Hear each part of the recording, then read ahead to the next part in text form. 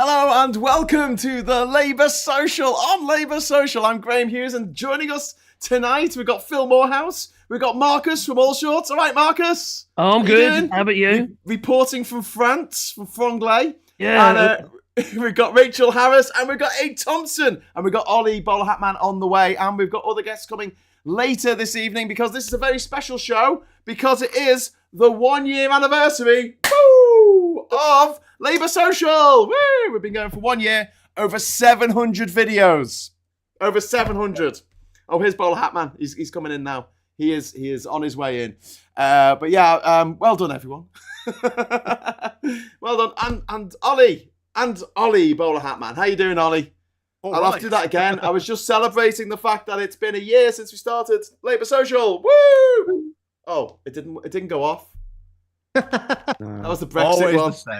That was the Brexit one. Hey, that's better. That one popped. I've got one of those.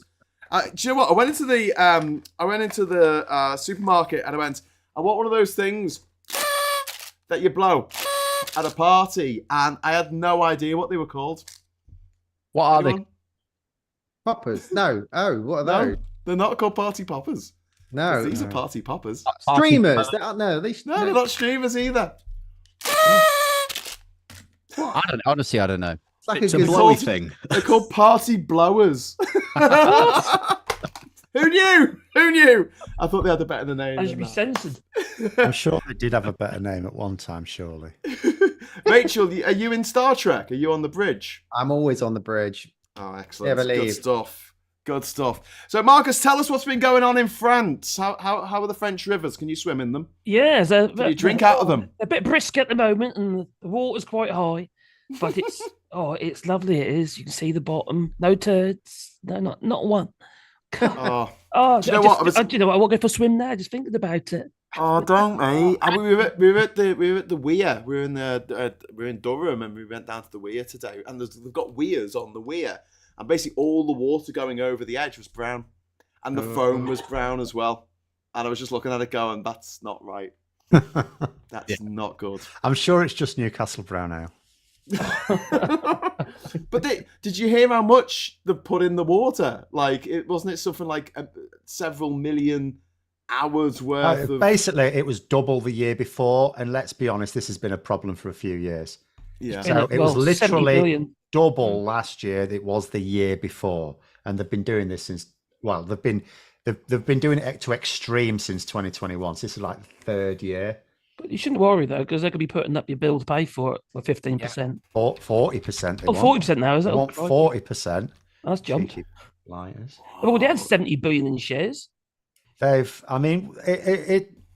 ordinary company, an actual private company, people would have gone to jail by now because what they've done is they've taken money, and then instead of spending it on delivering the service properly, they've just They've borrowed as well. They've borrowed. It's like, if you took out a loan for a car and then spent it all on booze. They've committed massive levels of fraud. It's extortion. I don't understand how they get away with it because it's a public company. But even Jacob Rees-Mogg this week, he has moments of lucidity. He said they should just be allowed to go bankrupt. He said that's capitalism. Michael Gove pretty much said that as well, didn't he? Well, he's in cabinet. Why don't you say something then? So when he's, to be fair to Moggy, sometimes he does have some principles in that. We talk about how they sort of capitalize the profits and socialize the losses. Well, he's saying, no. The business should just be able to collapse. The water would carry on being delivered. Yeah, of course it would, because the state would take over. They'd say, all right, we'll take over 50p. You'll take your debts and piss off into the sunset. Which is what really should happen. I don't know how it can happen. Obviously, Labour aren't convinced by everyone saying, "Oh, we should just be able to get it really cheap." But that is absolutely what should happen. Didn't they lie? Haven't they lied about? Sorry, GHK. Thank you very much for the super chat. Labour Social is more Star Wars: A New Hope. Oh, thank you very much for the super chat and the Star Wars reference. May the force be with you. Right. How did Darth Vader know what Luke is getting for Christmas? Felt his presence. His presence. Oh. Anyway, yeah. AIDS, you were out today. Did you see any water? Did you go out paddling with your kids? Did you? We are very fortunate that we've got this sort of. It used to be an industrial site just around the back of our. Like you come out of our back garden, go down the hills a little bit, and it was like a brick factory, and Was like our pit. I don't know what it used to be, like some sort of brick production plant or something, and I gather that it's like contaminated land, but they can't build. That's lucky. And so they turned it into this like nature reserve. So it's like a nice big pond there, and I don't think Thames Water have found it yet. Oh right, okay. You made sure that the fish don't have. So hang on a eyes. minute. So it's too polluted to build on, but not too polluted to put nature on. We've got something similar here in France where they used to mine the uranium, and it's Lake Vassavir, and the stream that feeds it was radioactive. People swim in this lake. Yeah. But did they come out superheroes? No, they got 3 eyes. Ah, Yeah, the fish on the Simpsons, right? I thought for a second, Phil, you were going to say like, so hang on a second, like, so it's too contaminated to build on, so it's got to be but it's like this, like with if they started funneling a load of sewage in there, it would be like, which would be worse? This is where you go and play with the kids. You're like, come on, let's go and play on this contaminated land. Yeah, but it's weird. Like it's like a sort of relic. Like you walk through there, it's like woods. It's like woodland, and then you just like trip over an old brick that's like poking out there. Oh, See, well. Aid's real plan is he's going to shave his head and then get his children to become mutants, and then he can finally live his dream as being Professor X. I mean, when you talk about bricks in the wood, this is what knackered my knee when I was a teenager, because we went on this in the sixth form. We went on this like weekend away doing all sorts of things. And one bit of it, when they finished making me drown, was putting us on mountain bikes. I used to cycle then, so going around the woods. I was the last one there because I was drowning, and the bike had no brakes on it. I thought, we're just cycling around the wood, don't matter. And so we're cycling around the wood, and it's all fine. And then we get to one point, they stop us all, and they send us one by one down this little pathway. And I thought, what's this going on here then? So then I found out when it was my turn to go. So I went round there, round the corner. It's basically like really steep gradient. So, and my brakes aren't working. So I'm shooting down, I reckoned over 30 mile an hour, shoot past the person in front of me, get stuck in this rut. And I'm coming to the end, and I can see a load of people have stopped at the end there, but there's another curve round. I don't think it goes onto a road or anything. So I thought I need to stop. So I used to do Giro. I was really calm and collected. I thought, right, I know what I'll do. I'll ride my cycle into a bush, but then I will leap into another bush so that I don't get my legs tangled up in the cycle. I wasn't panicking. So that's what I did. I executed a perfect roll, sat up, saw my knee well up with blood, thought, what? Looked behind me, and I'd picked the only bush that had a pile of Tudor Reds in it. I just smacked my knee on. Good choice. Oh my God. I thought, who the hell put these there? They're probably worth a quid a pop. Marcus, we have a super chat which concerns you. It says, Marcus, are the pups there with you? Oh, the pups are behind me. I can see 1, 2, 3. It's on the sofa behind me. I don't think you can see them. Oh, yeah. In the you see them on the shadow. sofa. There's Sebastian, Pandora, and Wally's down there in front of the firing basket. Wally boys. That's it. That's him. Aren't you, fella? Yeah, they know where the treats are. Bless them. And the warmth. Bless them. And besides, Caroline's gone to bed, so they're with me now. So, yeah. We've got El Maestro in the chat saying happy 1 year anniversary, by the way. Labour Social sometimes feels like a recovery group for those struggling in Tory Britain. Yes, indeed it is. Why am I here then? Well, Marcus, you're there because we're transmitting from behind the gammon curtain, and you're on the other side. I reckon, Give us hope. This is London calling. London calling. Yeah, you represent the hope. Like Yeah. we kind of like. I would love to just emigrate. I just love to move onto the continent somewhere and just wave cheerio, and then come back when everyone's regained their sanity. You are the hope. You're like It's not as easy now, is it? Yeah, the only place you can go is Ireland now. Well, I've got an Irish passport, so I'm pretty. Yeah. Oh, I'm sure. showing off. Yeah, Brag. Donaldson will have a spare room there, won't he? My true hope is eventually, true Yorkshire independence. That's how I get out. That's my true escape plan. I have wondered, like, Like, how far down does this division go, right? Like, so it starts off with like, oh, the UK would be better off outside the EU, right? So we break away from the EU. Then you start talking about like Scottish independence, the Welsh independence movement. Then there was an episode of a satirical show where there was a guy campaigning for like Cornish independence. Yeah. And then at some Norwich wants independence. We tried it once, but failed. But like, at what point do people start going like, do you know what? I live in London. London's where all the jobs are. That's where the money is. Why does London have to support the rest of the country? We want to declare London its own. Like, how? When is that going to happen? Is Norwich or Norfolk going to break away? Like, all it would take is a sort of a charismatic populist in each of these areas to say, Hey, the People's Republic of Liverpool is coming. Yeah, you just need does. people to say that. You Passports, look at all those Yeah. little ex-Soviet little bits and pieces, Uzbekistan and stuff like that. So, do you want to be like that then? Well, we tried it back in 1549 in Norwich. Well, Did there was you? the Socialist Ket's Republic Rebellion. of South Yorkshire at one There point. was a massive rebellion in Norfolk. Yeah, Ket's Rebellion, my ancestor. Oh wow! Oh yes, because you. Oh my God! Are you actually related to us? I am, yeah. To his brother, to Robert Kett's brother. Oh my God! That's So, yeah. incredible. Yeah, So Very you're- your- close to me, I'll tell you. so You your have to go back a few rebellion is in hundred your years. blood. It's in your DNA. Pitchforks and that. It's in everyone's. You go back about 800 years, and everyone's related to everyone else. Are they? Yeah, I'm, Am I I'm related to related. Charlemagne? I'm related Yes, to most of Southern everyone Ireland. is. Yeah, I don't want to ask that question in Yorkshire.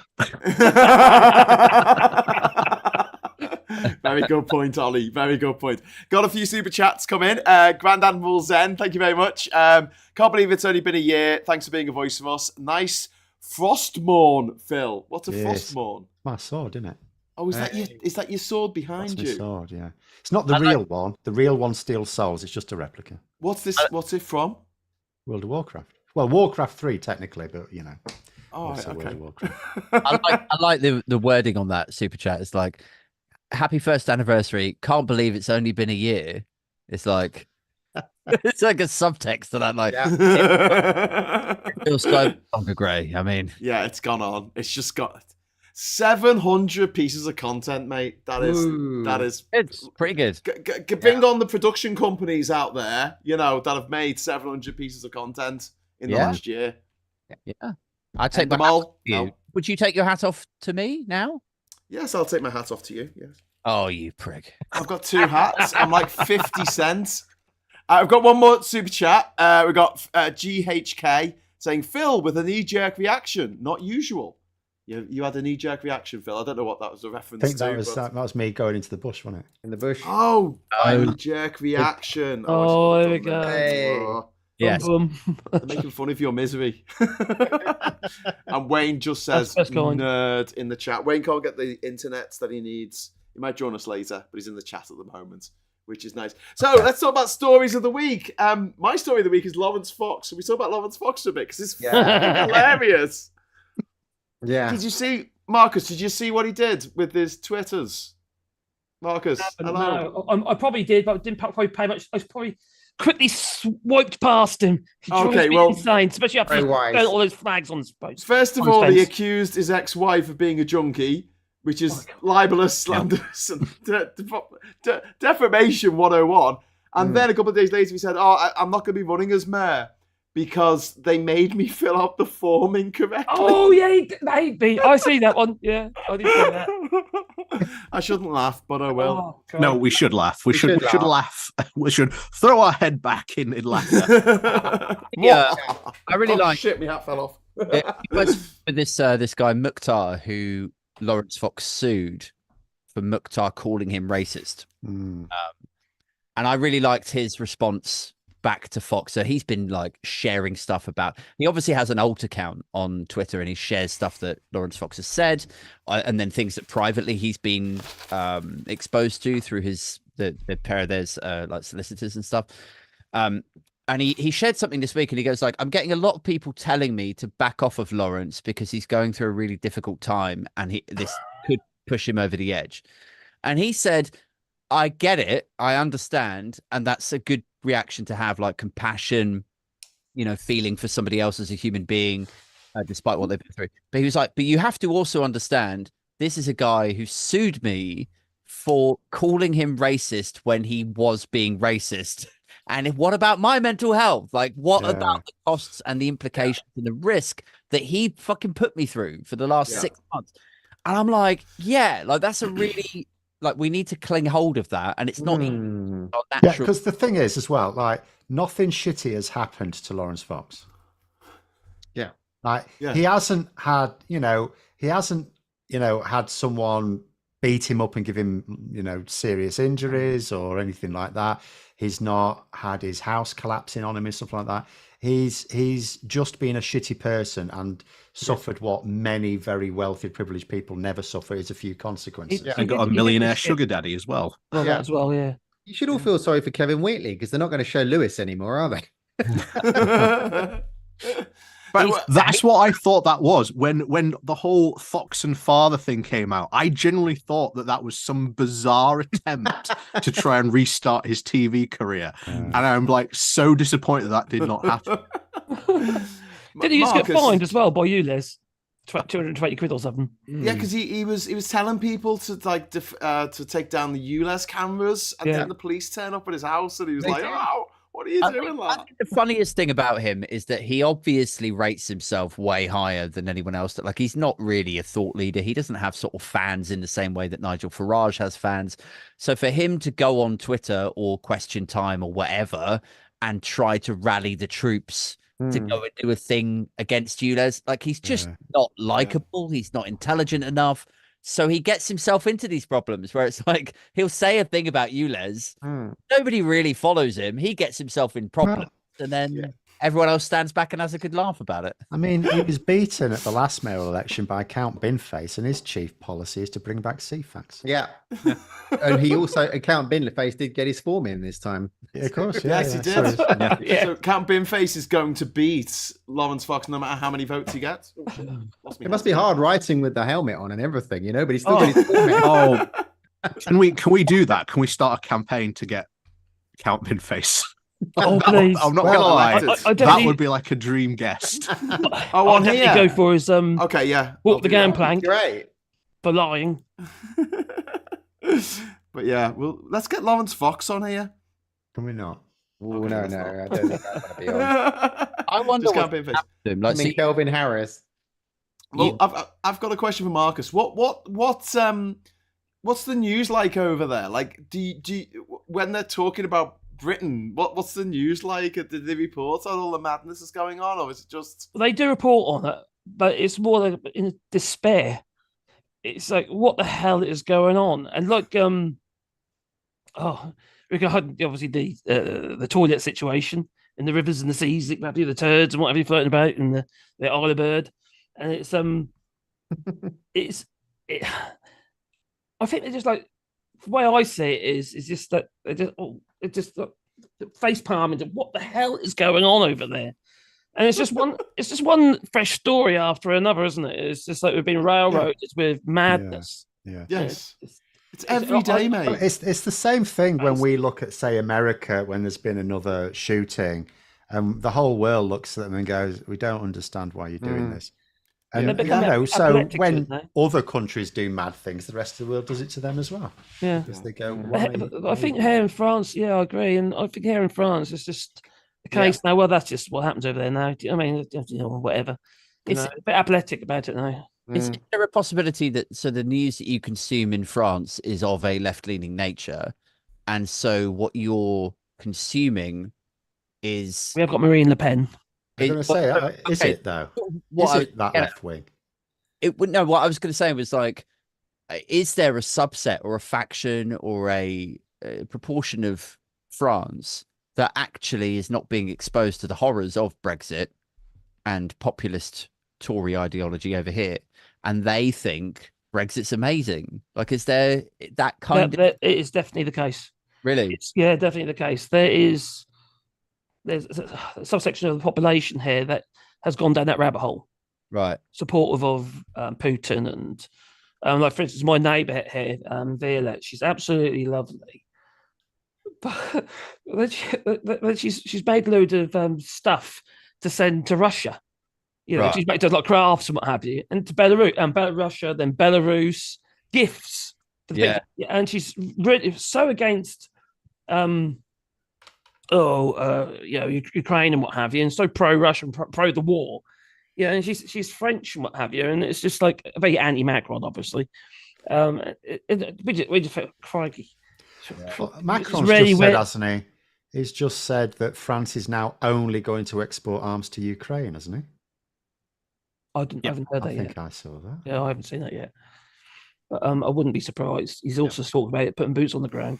Yeah. Yeah, I think he's well ahead of the curve because Canada came out and supported that idea as well, and the float that idea. We still don't know what it's going to be. And it Donald won't be Tusk. frontline troops. I think it'll probably be like anti-air, maybe I think like it's gonna be border drone security. technology. That'll free up. You only troops, need anti-air. All you need to do is clear Ukraine's airspace. Yeah. Really. No, I agree. Yeah, I don't think we'll get a no-fly zone. At least not yet. Well, but if that would basically deal with the issues, that would sort it. Then you can let Ukraine. Currently, what they need is more artillery and the anti-air missiles. Yeah. This is why David Cameron was over talking about us buying Taurus missiles from Germany so that we can send them all our Storm Shadows. They had a nice bit of low-tech success, Ukraine, recently. Stuck a load of mobile phones on poles, detected every one of like 84 drones that came from Russia and shot 80 of them down. Yeah. Wow. Mobile phone on a stick. Crikey. I reckon- Amazing. I love all the low tech MacGyver stuff. I've just got to go through a few super chats before we go on. Josh, thank you very much for the super chat. Have some of my paycheck as a member of the Blob. First paycheck. Congrats on a year. Here's to a year in which we get to bring down the Tory scum. Yeah, absolutely. And then thank you. And we've got Captain Bart Roberts saying, "Wow, a whole year. Who'd have thunk?" Thank you, Captain. And we've got Attila saying, "Loser Fox, the living proof that public school isn't worth the money." Thanks so much for the super chat, mate. But I honestly think that he's proof that it is worth the money because he's so mediocre, and yet he's invited on Question Time. Yeah. Are we invited on Question Time? Oh, we fuck. So there's that, and then there's a great comment here from F. Trumstick, who has made a very good point here. Remember Eurotrash with Anton de Kunes and John Paul Gaultier when they presented the UK public with tales of crazy Europeans for us to laugh at? Looks like the roles have been reversed. So we need to make a show called Brit Trash, which goes out over all the European networks. Oh, I used to love Eurotrash. That's hilarious. Yeah, that was great. I remember the shit museum in the Netherlands.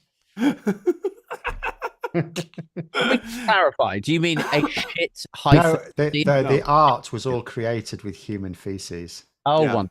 Okay. I mean, the word and Eurotrash were just Channel 4 the 90s, weren't they? We have a Before shit the museum here. dark times. It's called Portsmouth Harbour. Way! Hey! Ba-dum-ba-dum-bum-bum. Yeah. We're here all night. Have you knocked that down yet? Here all week. Portsmouth yeah. Harbour. Yeah, have you knocked it down yet? The customs. Oh, yeah, the 24 one they million spent millions of 24 million, pounds wasn't on. Yeah. Is that Portsmouth, It's Portsmouth, Marcus? There was one. There's all over the Yeah. place. There was one And in they're knocking Portsmouth them down. recently. Yeah. Well, because what happened, the government said, "Oh, we're going to need to do these customs controls, right, and standards controls." So, we'll build some things, and they got private investors and councils to invest money in it. So the idea was, obviously, people coming in would have to pay to have their stuff inspected. That's how it works. And now the Tories have gone, "Yeah, we don't really want to do that." And it's cost of money just sitting there. Exactly. And, Portsmouth Council, they put in millions of pounds into it. But so have in Kent, they have. Kent County Council's invested in these private businesses and they're going, "Well, what do you do now?" So how are you going to attract investment if the government will just say, "Oh, yeah, do this thing, guaranteed income," and then they say, "Yeah, we're bored of it now, close it down," or it's taken a single customer. And then we'll find one either. And from our point of view as well, we do need these checks. These checks aren't taking place. Or special meat imports. Anything. Even the customs, we're losing so much money in lost import duties because we're not carrying out proper checks. And it comes to standards checks, we're not carrying out any of those at all. Yep. All we need is like swine flu to break out, and like that. British pork markets are African done. swine flu. Pork markets! Yeah, there'll be no pork markets. It was Doug Bannister down at Dover. He was saying it was 70 odd tons of unchecked meat have already entered the UK. Yeah, they did a thing wow. year before last, I think it was, or last year, I can't remember. But they did a check. They just thought, look, let's have a little check. For 24 hours, they checked 22 lorries coming across just to see how bad the problem was. In 21 of them, there were illegally and dangerously unfit for human consumption foods coming in, and they were for human consumption. You had some of it was just plain rotten, but some of it was just the classic raw meat near cream cakes type thing. Absolute health nightmare. And that was just in a 24-hour period. So we know that on every other day, the same thing's just coming through and not being stopped because they just did that for a little trial. And that's been going on every day. And we have seen an increase in food poisoning as well. Yeah. This is what's so enraging. And because of, go on, sorry. No, I was just going to say, if we sort of spool back to those late night Brexit votes, to the height of the Brexit hysteria, there was a lot of people who were like, "So, is this going to mean that we're going to tank our standards?" And everyone was like, "Oh no, we've got no plans to do that. If anything, we're going to increase our standards. We'll have the best food ever." Like, and now where are we? Like, we're sort of 2-3 years down the line. It's like that's exactly what happened. And what repercussions will there be for any of those people who dismissed that straight off the bat? Enraging. Yeah. This is why I'm still shocked that Nigel Farage just got away like completely scot-free at that farmer protest. Yeah. There's got to come a point where that like they generally turn on like Farage. Yeah, when and, they like, drop rest a of, cow like, the on top-tier him. level Brexiteers. Yeah, but like the farmers Alan Partridge cow Yeah. dropped on the boat. before the actual referendum I- vote, they did poll the farmers, and 59% of them in this poll, I know it's only a poll, said that we're going to vote to leave the European Union. Yeah. Which is very likely that's the case. If it could even be higher, couldn't it? Oh. When you consider the verbal diarrhea that was coming out of them, the posters in the fields on the haystacks. I think and it'll be stuff different like that. now. When the general definitely election's different now, but they've called, still got to accept it, haven't they? They've got to accept that they've made a mistake, but they don't accept it. well, I think more have. Yeah, definitely more, obviously. But it will be interesting because what I'm going to, in 2019, just because of actually the time it was. So when I drove to the York Christmas market and you drive through a lot of fields, stuff like that, or past a lot of fields, not through them. They don't like that. I saw a lot of vote Conservatives because I went through several rural constituencies to get to York. So there's a lot of vote Conservative signs in the fields. So when the general election was called, I'm going to wait a couple of weeks. I'm going to drive to York again just for the elevator and see if I see the same thing. I suspect I won't. I live in a heavy agriculture in the southeast, and they all, the farmers all around where I am are all still going to vote Tory, even though they've complained about picking crops, the usual stuff, the quality of foods, the deals the government have done. Can't get the workers, all that stuff. They can't get the EU levy. They felt they were tricked over. They're still going to vote Conservative because they've always voted Conservative, and they don't seem to. Yeah, that's an issue, isn't it? Like that. Well, if the farmers do, that's one thing. The farmers are only so many views. What matters is the rest of the people in those. I mean, we know from polling the rural vote has collapsed for the Conservatives. I mean, Labour were in third place in 2019 in rural areas, and now they're in first place. And okay, that is probably the softest lead they've got in any demographic. But if Labour make a particular pitch to them, do you know what? I keep forgetting after the reshuffle who Labour's DEFRA bodies now. Go and have a look while I just say thank you to Sam. I've already done the animation for the super chat. Loza Fox, Brian Rose, and Susan Hall. Amazing options. Did you see that picture of her? Yeah, that one. With all the rubbish. Whenever she tweets something, I tweet that picture back to her. The thing is, every day. She moans about that picture, but she posed for it. Yeah. She did a She's little courtesy specific In pose. front of a professional photographer. She did a river dance or something. What was that all about? I don't know. And then she complained about the fact that they used that picture. They were like, The "Oh, one she posed for." Yeah, the one that I posed for. How dare you? How very dare you?" But yeah, so Liz Webster was the organizer of the tractor protest. She's the head of Save British Farming. She's massively anti-Brexit. She is big time. And she was Lib Dem, now she's Labour. She just wants the Tories out, as a lot of us do. Yeah. It'd be great to get Liz on the show, actually. Yeah, Liz she'd be would great. good. good to talk about this sort of thing. But she takes real exception to this idea that every farmer voted for Brexit. She's like, well, it wasn't that different from the demographics of the country, especially when you look at England and leave out Scotland and Northern Ireland and Wales. And she makes the point that a lot of farmers were lied to. They thought that they were going to get X, Y, Z, and they weren't. So I don't think that's good enough, though. I hear that so much. Oh, they're lied to. I don't think that's good enough. I don't mind that at all. They know. Well, you say that. My point is always that what the EU did and what the EU single market did was make it so you didn't actually have to know anything at all about exporting to export. Yeah, that's very true. But the thing is also, it was an insurance policy. It was there to protect industries. You look at for instance, sugar beet industry in Norfolk, for instance, has been hit by this now because now we've got more cane sugar coming into the UK. Tate and Lyle. Tate and Lyle. Tory sponsors. Tory sponsors, yeah. Did you see on the back of the chairs? And here in France, obviously, the quotas are set to protect the farmers, but needless to say, it's an insurance policy. It's not going to be good for everybody. Like the CAP, it's not necessarily good for everybody, is it? But it's not just the CAP the farmers are hit by. It's also things like interest-free loans from the EU for all the farm machinery and investments in agricultural equipment, and also obviously the buildings and what have you. And set aside. Now what they've got now, they've got environmental policy grants now, for which is just going to obviously. They're removing themselves from the industry by accepting the grants from the government. They just say it'll be less food. I mean, locally produced food. It's very important. Not even that. There's a lot of hill farming in Yorkshire. We're very mountainous. Really? But yeah, they get nothing from that from those programs because they can't do anything because they're literally on hills. You can't plant forest. You can't plant trees. You can't do anything of like the environmental stuff that they're asking farmers to do, and they're hill sheep farmers. They also what are they meant to do? How does it work for hill sheep farmers? Because obviously you got a lot of area of land.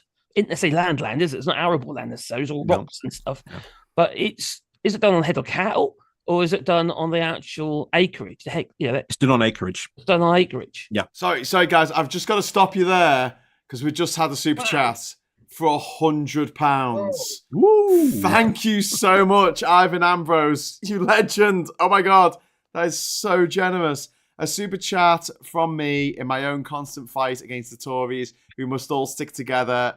Best wishes, Ivan Ambrose, Ipswich. Yes, Woo! Suffolk in the house. Thank you so much. That is so. That's 1,000 years of Commons experience being lost. The Tories, didn't they? Yeah.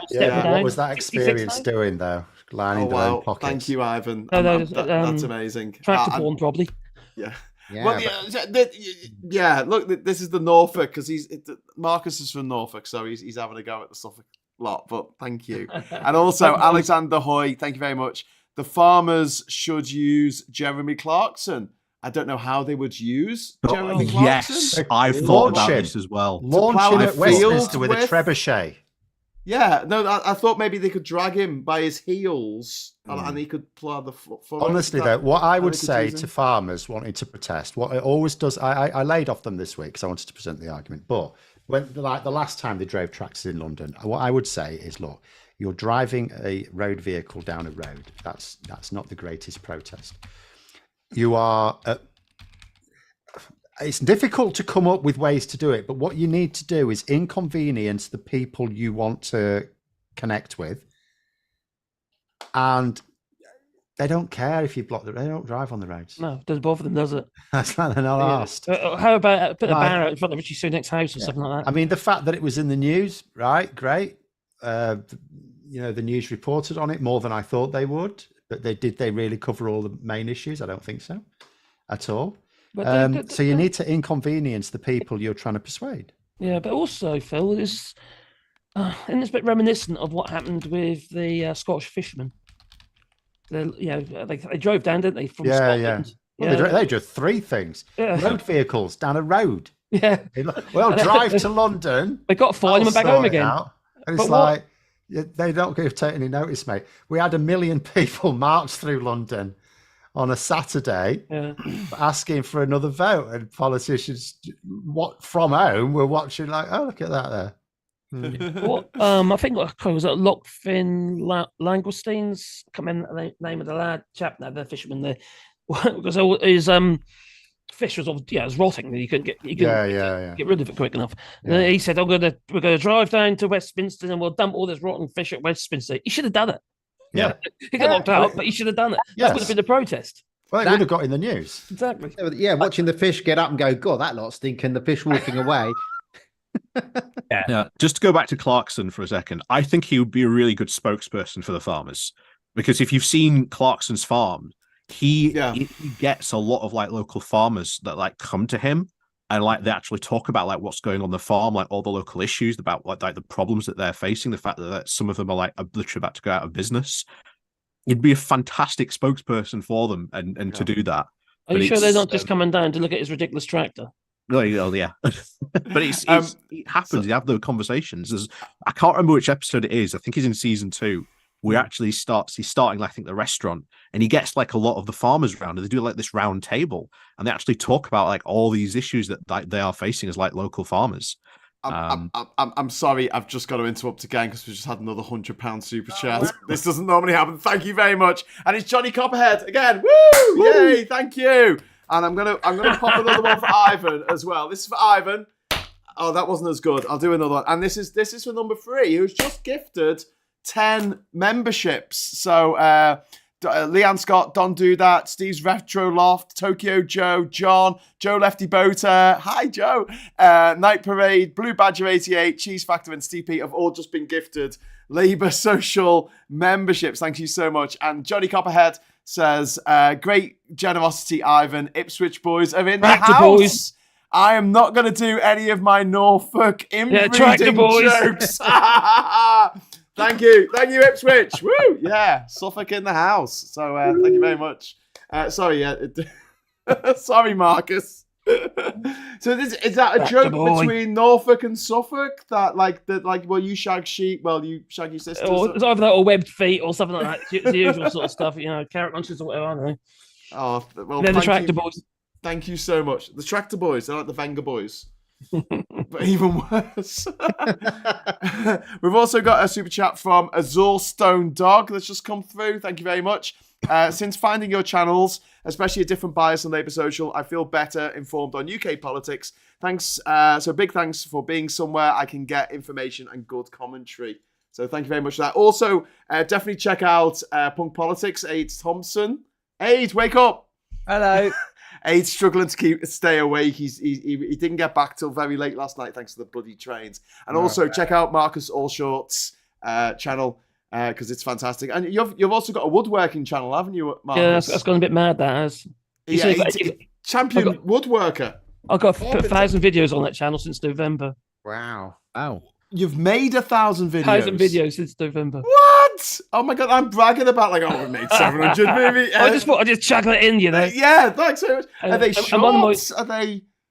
No, there's a mix of shorts and long form and also live. But it's one of my videos have done 6 million views. Oh wow! I thought, Craig, what's going on there? What did you do in that? I was just going about mastic. I was talking about mastic. Cole. And the mastic gun.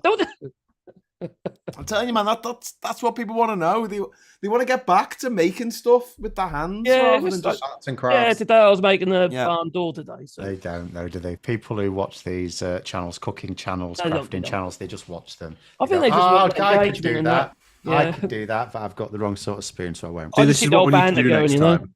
We used to do like politics and cooking. No, Mark, we need to do Mark. We need to do politics and carpentry. I might do a cooking channel at some point because it's quite an even thing to do. Like it doesn't depend on the news or anything like that, or it doesn't depend on any sort of cycles or changes of government. It's not trending content, is it? It's got life. People will just watch it. I don't know. You're like, it's not tribal or anything like that. Oh, it's like about the woodworking. Two things that leap to mind. Cooking can be tribal. Two things that leap to mind when people talk about like cooking and politics. The first one is that a friend of mine in Graham's, this guy Jules, is talking about. He was like, "I'd like to do like a cooking and politics, like where I talk about politics and I'm cooking at the same But time. it makes the worst food. I'm going to say that actually Right. ruins the cooking channel. Yeah. Like there's going to be a tiny niche of like crossover of people who are like, I'd love to see how to make this specific. Like, how do I make hollandaise sauce from scratch? Oh, and also I want to hear you rant about Tories. So there's like, and then the other part of it is like, Multitasking. I've always had a bit of a question mark over my head when I watch like Sunday lunch or Sunday brunch, whatever it's called. And Yeah. The roast. Bad joke for you now. Cooking channel related.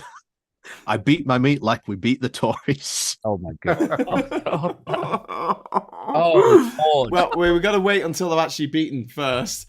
But yeah, hey, before you go on talking about Sunday roast, we just had a super chat come in. Thank you very much to Punninator. A different recipe, copyright Punninator. Oh, a different instead of a different bias, a different recipe. No, I don't There think you I'll go. link the channels. there you go. Like copyright. Well, Punninator's got the copyright on that. so I that don't was- mention all sorts at all in my woodworking channel. I'll tell you what, I Keep was it completely watching separate. a cooking video earlier today. It was a medieval cooking one. So I learned something. In the old recipes, I go way back now, we're talking 12th century. It's when it was telling you to cut something, it would actually say smite. So I associate smite with Dungeons and Dragons, paladins bashing orcs over the head with it. But no, that's the word you would see in a cooking recipe for actually just cutting the meat. Smite the beef. Well, I've published a cookbook, The Great Brexit Cookbook by Yeah. Graham Hughes, available from all bad booksellers. Yeah, you can buy it. And it's Is there full of anything in it? Victorian recipes for like rats and seagulls and Okay. Oh wow. boiled. Wait. You cook for the rats and the seagulls, or you cook No, you cook them. You get a seagull, What you kind of messed up defeather it, and you cook party it. toasting? Yeah. How lonely are you? Like, oh, these are my rat friends. These are the seagulls. Jesus Christ, crap. Cook it up. Yeah. You just wait. I will cook up an absolute storm. But yeah, so what you were saying about Jules doing his, because we need to get Jules on this. Like, Yeah, it'd be great, man. It'd be he's great. got better things to do on a Friday night. He's got a life. Yeah. Why is it Jules Holland? No. Yes, he can play the piano like a crazy person. So like Jules has got that idea, but then like so not Sunday roast the YouTube show, but like Sunday brunch. Yeah. Oh, on the TV. Yeah. And The like bald with- chef guy. it always confuses me because like they'll have like a pop star or a footballer or an author or someone on, and then they'll be like, right, so tell me about your new play or tell me about your new album or something. Oh, by the way, hey, could you break these eggs for me? Like it's such a cross section. Yeah, but that mean, sort of thing people can are talking interest about lots their of new people. Politics is by its very nature quite divisive. Yeah. Like, there'll be certain views that people just won't watch my stuff. Some people actually do. Actually, some people watch my content just for punishment, I think. I had a lovely comment earlier on. What was it? I'll find it in a moment. But I constantly have, like, I got lots of lovely comments. Most of them are really lovely. Then you get ones like this. Where is it now? Come on, let's hear it. You built it up. I know, I can't find the bastard. While I'm trying to it find says- that, can I just say, Trond Ars, thank you very much for your 50 Norwegian krona. Greetings from Norway. Hope the upcoming election will be good to you all, which is fantastic. Thank you very much. Unfortunately, it probably works better Trond. if you see it. But anyway, it says, the normal political experts online again, you're YOUR, a joke, go and get a life. And I just said, you get some punctuation first. I just respond to everyone, okay, Tory. No, That's it. I know. I like That's to my give them. I like to standard. give them. Or don't I have make a time to- joke because 99 times out of 100, if someone wants to have a go at me, they'll mention my hat. So I just say, but your mum likes it. And then that's it. That's my usual I like- do like it- stock response. They ask if you what's underneath your hat or something to do with that. So I get that a lot. Your mum. Yeah, man. I like to turn it into like a self-deprecating joke. I think there's something in that. There's currency to it. Like if they say, like I'm on TikTok ranting at my phone, they'll be like, "Do you ever stop moaning?" And I'll be like, "Oh, mate, you should see my fucking Twitter." I don't You have- should I don't see have me time when to I'm with reply. your mum. That's what you want to put. I don't have time to reply to everyone. So when I do, I like to give a personalised response. I just like to insult people's mums. And someone like, back to me, leave my mum out of this. My mum's a wonderful person. And I'm like, if you don't get your mum jokes, then, that does nothing down for you. Captain Bart Roberts, thank you very much. £2 super chat. Can't be worse. Thank you. And David Dowdy, super chat. Thank you very much as well. Woo. Here's a little side note for you. Like when I grew up in the home counties in a time of like big budget hip hop and jackass and skate culture, and like your mum jokes were like a big part of it. Like me and my mates would always like be like, oh fuck, like I fucked your mum last night. Like it was horrible, stupid, juvenile humor, but it was there and it was right. And I remember once I was working in a bar and I did a your mum joke to someone that I thought was a sort of acquaintance / friend, like getting into that sort of friend familiarity kind of territory. Did a joke, your mum joke, and it blew my mind when she was like, "That's actually really, really offensive to me." Like I was like, "Really? Your mum? Really?" Yeah, that sometimes happens. Wow. Like, okay, I'm sorry. Like I have absolutely fantastic banter with my nephew, like the best banter. But we can't do your mum jokes because his mum was my sister. So it's like, that's the one line that we can't cross. Thank you very much to Karsten Broom there for the 10 Czechoslovakian francs. No, the Swiss francs. Thank you very much for that. Bowler Hat Man, please never make a Yorkshire cooking channel. I love your people and humour, but the food, ... Cheers from Switzerland. What I'll have you know, we could make Yorkshire puddings. It'd be absolutely blooming great. My Yorkshire puddings are marvellous. Jam or gravy? I get massive accolades for my Yorkshires. Oh, you aren't on Sunday. And all. We're having Yorkshire puds on. Do you have Yorkshire puddings on Christmas Day, Phil? I have them every time I do a roast. You have them every day. Yeah, it's not a proper Sunday lunch. Yeah, I've got Yorkshire made puddings. with beer. Yeah. Of course. Oh, beer Yorkie. Yeah, I always do. Only preheat your oil. If I can get away with it, depending on who else I'm having it, I'll cook the beef in beer as well and have beer gravy with it. But sometimes that's a bit much for people. How did we get talking about this? Jonathan Gullis. Can we talk about Jonathan Gullis? Someone made a joke about. Well, you were just talking about cooking a seagull, so why not? Seagull pie. I know. So Jonathan C. Gullis is apparently, first of all, he's now the deputy chair of the Tory party because they're like, how can we replace someone and make it even worse than Lee Anderson? And apparently, when he was a school teacher, because he used to be a school teacher, he one of the kids took a picture of his head and put it on a seagull. He's really offended, wasn't he? Yeah, and he hit the fucking roof. Which made it even more funny, apparently. Yes, exactly. I mean, why would you get so upset about that? Phil used to be a teacher. I used to be a teacher, and I was. Is that something that you get upset about? Not at all. I would think I got off lightly there. I was absolutely terrible in schools. I could only teach in colleges. I was absolutely dreadful in schools. What did he teach? I think it was a supply teacher, so it was like he went. I mean, and I've been a supply teacher. It's a really terrible job. He was only a teacher for a month. His degree was in like civics or literally that. I mean, let's have a look. I'm pretty sure his degree is in something that's like non-curricular, should we say? But he must have had the PGCE. Oh yeah. He'll be a qualified teacher. But apparently he was shit. Oh no, he studied international relations with law. To be fair, I'm doing him down. At Oxford Brookes University, so that's like the poly, and then obtained a PGCE in citizenship. Wow. So obviously his degree couldn't let him specialize in like a curricular subject, so he just did. You just be citizen. You do citizenship studies. Yes, the worst teachers. But he looks like a howler monkey.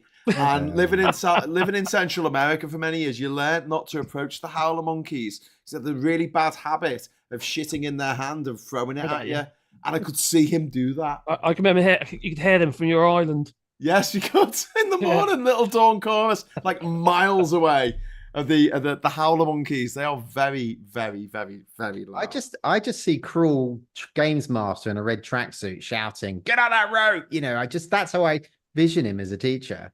You know, yeah. Awful. he's a throwback, isn't he? But Yeah. then they all are like the Tories are like a throwback to a bygone era. So Why are they in charge? I'm just reading something on Wikipedia. I didn't know this about Jonathan Gullis. So it says here, so he was a councillor, but basically for 1 year, then he resigned after starting a teaching job in London. Then it says Gullis came in for criticism as he'd resigned 3 hours too late for a by-election to coincide with the area's 2012 PCC election on 15th of November, an error which cost in excess of £5,000 when the by-election was held 2 weeks later. Gullis, annoyed at his treatment by the local Conservative Party, urged locals to vote for the Labour candidate. So he spits his dummy out and he don't get his way. So Lee Anderson, he was a Labour candidate, Labour councillor, well, he was a wasn't Labour he? councillor, indeed. So he pushed for people to vote for Labour under Jeremy Corbyn. He voted for people to vote for Jeremy Corbyn in 2017 at the very least. Wow. They're all And now- tango. Look at Liz Truss. That's like that. Have you seen Then that? he got told to read Das Kapital, and then it all went downhill from there. We've got a super chat in from Owen Knight. Thank you very much. Boys and lady, as one of your moderate righty viewers, I may not have agreed with everything, but I appreciated the counterpoints, especially from Phil. Here's to you holding Labour to account when it matters, which we will certainly do, my friend. So thank you very much for the super chat. We appreciate that. Well, I mean, my two most important policies are two things that Labour sort of a bit quiet on anyway, so that shouldn't be too difficult. Oh no, it didn't work. I must have got like the Brexit packet or something. I've worked out that in a way that the reason they keep, Grant Shapps and everybody, they keep rotating all the ministers around because obviously they get their little pensions and their payoffs are based on their last salary. So this is like putting them in as many roles as they can. They're all getting these roles. I know they're scraping the bottom of the barrel and that, all the people are, but it's like, I'll tell you what, I'll make you a minister. You'll get your little pension and you'll get your little payout. I'll make you and I'll put you in the House of Lords. But it real feels like they're just running around that, upping all the benefits before they depart now. From their point of view, I do think so, because I mean, if you think from Rishi Sunak's point of view, the danger for him is 53 MPs put in confidence letters, and you think, so what would make them do that? Because most MPs, Tory MPs, agree it'd be a mad thing to do. A bribe. So what would make them do Local elections. It would either, well, I don't even mean that. I mean in terms of their own perception. So it could be like the Tory MPs are already saying they're going to step down. What's the point? They're not bothered. Tory MPs who are resigned to losing their seat, come what may, again, what's the point? So it can only really be either the insanely spiteful, like we know Andrew Jenkins has put it in. So people like that are just absolutely loopy. Or Tory MPs who think they're going to lose their seat with Rishi Sunak, but think they have a fighting chance with someone else. So he needs to sort of try and close off that source of letters, because it does, he knows he's not going to have over half of them say we should replace you, but he only needs 53.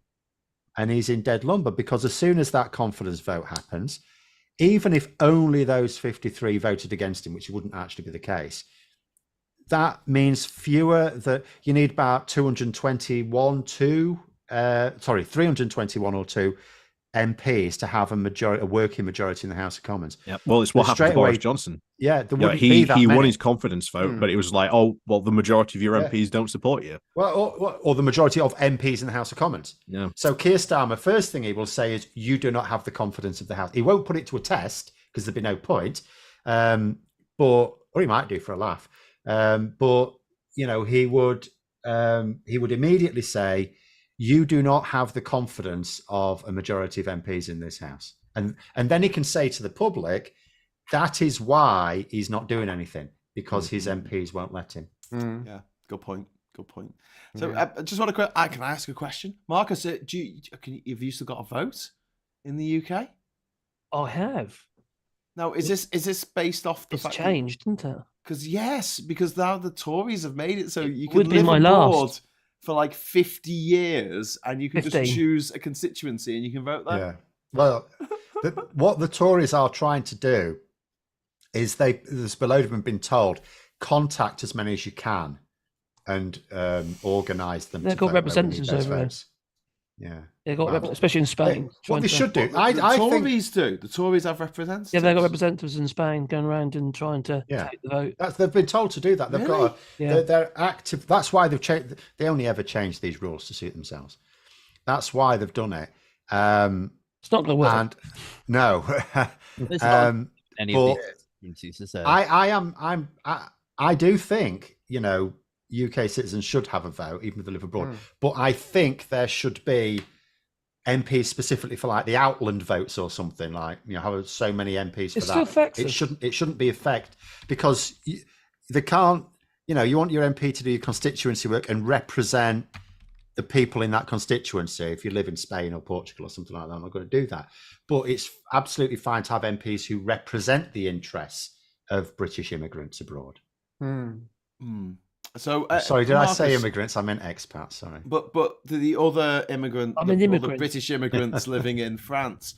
I mean, like my experience has been that everyone I've met living in Europe absolutely hates the Tories because they've made their lives more difficult. Though some of them are idiots. Yeah. I Some live of them are amongst like, them. yeah, They walk oh, amongst us. Thanks for making my life more difficult. Basically, yeah. Oh, shit. They don't see it. They don't see it. They think it's all down to the EU. There's people here who just love Farage, absolutely adore him. And it's Well, can you it's take him? painful. It's Can painful. you have him? No, we can don't have want him, We yeah. don't want. No, I don't want him. We don't want him. You keep him. You got him. He did say he's going to leave anyway, didn't he? Yeah, he never hasn't. has yet. Oh, he's promising to eat himself to death with Yeah. chocolate tomorrow. Or Sunday. He's not going to. I feel like I want to see this. I want to see.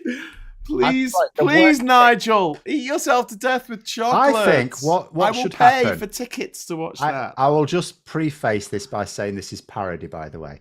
But what if someone was to suggest to him that the woke mob have said he's not allowed to drink bleach?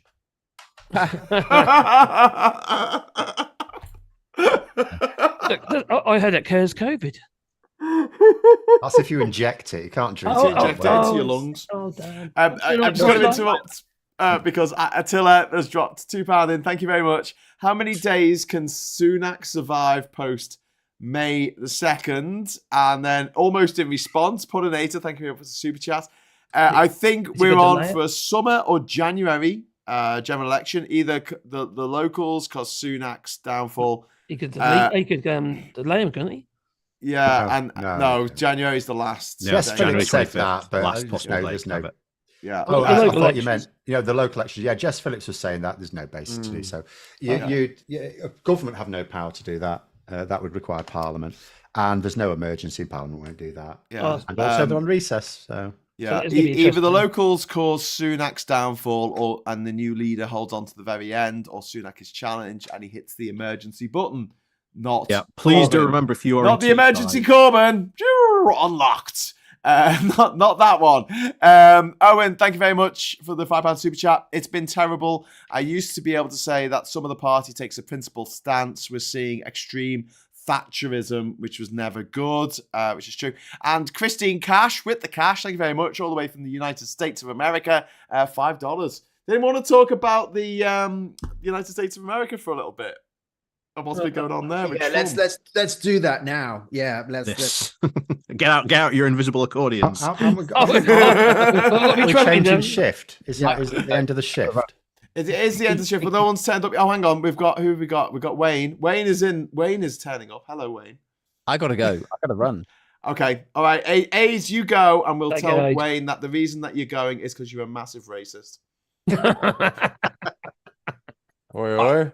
Hi, Wayne. How you doing, mate? I'm good. I'm good. Is that Wayne? Yeah. I'm going. Bye. He's got. Look at that. Oh, Aid- fucking every. Oh, he's gone. Sorry, mate. That was it.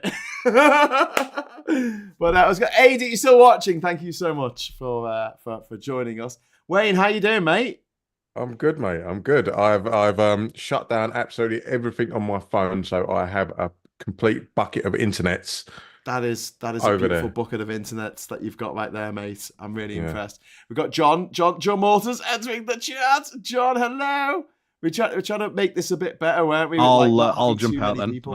I'll leave you to all it as well. Oh, thank you very much. Ollie, Okay, well you're done. an absolute legend. Ollie. Good to Mate, see you, nice to mate. see you all soon. See you later. Yeah, I shall get off and as here's well. John. Here's John. I've got. Hello. Okay, and Phil's heading off. So I'll thanks, go Phil. now then. See you later. Phil. Thank you, Phil. No, Take care. I can't yeah, find the okay, bastard bye. button. Bye. Hello, goodbye. This is Live long and brilliant. prosper. This reminds me of this is like the night shift coming on. Scott, how you doing, mate? Hi, where did we go? Well, we shifted over. We had the 9 till 10 people, and now you're the 10 till 11 people. But we still got Marcus from All I'm Shorts. still here. Does everybody know Marcus? Yeah. Do you know Oh, Marcus from All Shorts? I was stuck on an island. Hello there. I was stuck on an island with Graham. I know You his were. secrets.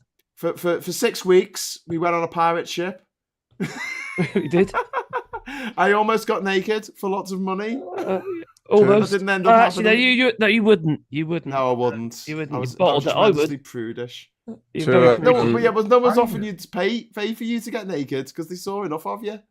Well, Just- okay. Just to reassure Scott and John, you've got to realise that the warm-up act has just left. The main event is now. The main event. Let's say the A team are here. I'll be face. Scott, you can be BA. So, Marcus, I don't know if you No, know plan comes Wayne. together. Oh my Wayne. I don't know Wayne. I don't know John. I don't know Scott. Okay, so Hi. Wayne, and David Blase has also joined the chat as well. Oh, Daily Darren. Blase. Hello, buddy. Hope you're well. Hello. Yeah, I think you know Darren, don't you? I'm Darren. Yep. Oh, brilliant. So Wayne is off the Bing podcast. John Mortar is the guy who got Rage Against the Machine to #1 in Christmas 2009. That was John. That was his I claim go to now. fame. And Scott's our friend who he does. You've got your own TikTok channel, haven't you, Scott? That I watch. I just do. I'm nobody, man. I'm literally. I'm You're just not a hanger-on. nobody. A hanger-on in this industry that's called influencing. Influencer. He's an influencer. No one knows who I am. I fly under the radar. And for Brilliant. someone as big as me, that is an Yeah. achievement. Yeah. Hi, Darren. How you doing, mate? Yeah, I've got a bad. thing for you. Had a cracking day. Had absolute cracking day. Ooh, oh shit! Nothing came out of that. I shouldn't have looked down there. Why have you had a cracking day, Darren? Oh, mate, what's going on, Darren? What's going on? Oh, brilliant! That worked. Oh, What's going on, man? All I can say is, me and my wife went to watch the football today. Me and my Yeah. beloved Bradford City, and we Bradford. actually won today. We beat Tranmere Rovers 2-0. Absolutely trounced them. So me and my Oh, wife. you're in a good Happy mood. man. Happy man. Really Really, good really. mood. Yeah, cheers, Dale. That absolutely smashed my bet to pieces. My both teams to score bet. Cheers. But yeah, Marcus does All Shorts, which is a fantastic channel on YouTube. But he does Wally Boyce, which is Wally Bois. Wally Bois. Bois en Wally Bois. français. For wood. This is what happens with Darren as well. People say Daily Blaze and it's Daily Blase, isn't it, Darren? Darren, hello, Darren. Can you hear me? No, Darren's falling asleep. Darren. I can see him. I can Yeah, see him. I don't think he can He's hear us. there. Hello, He's there. He's there. Darren. He is there. Can you But hear yeah, that? Yeah. and so All Shorts is all about politics and slagging off the Tories and all that, and slagging off Brexit because it's an awful idea.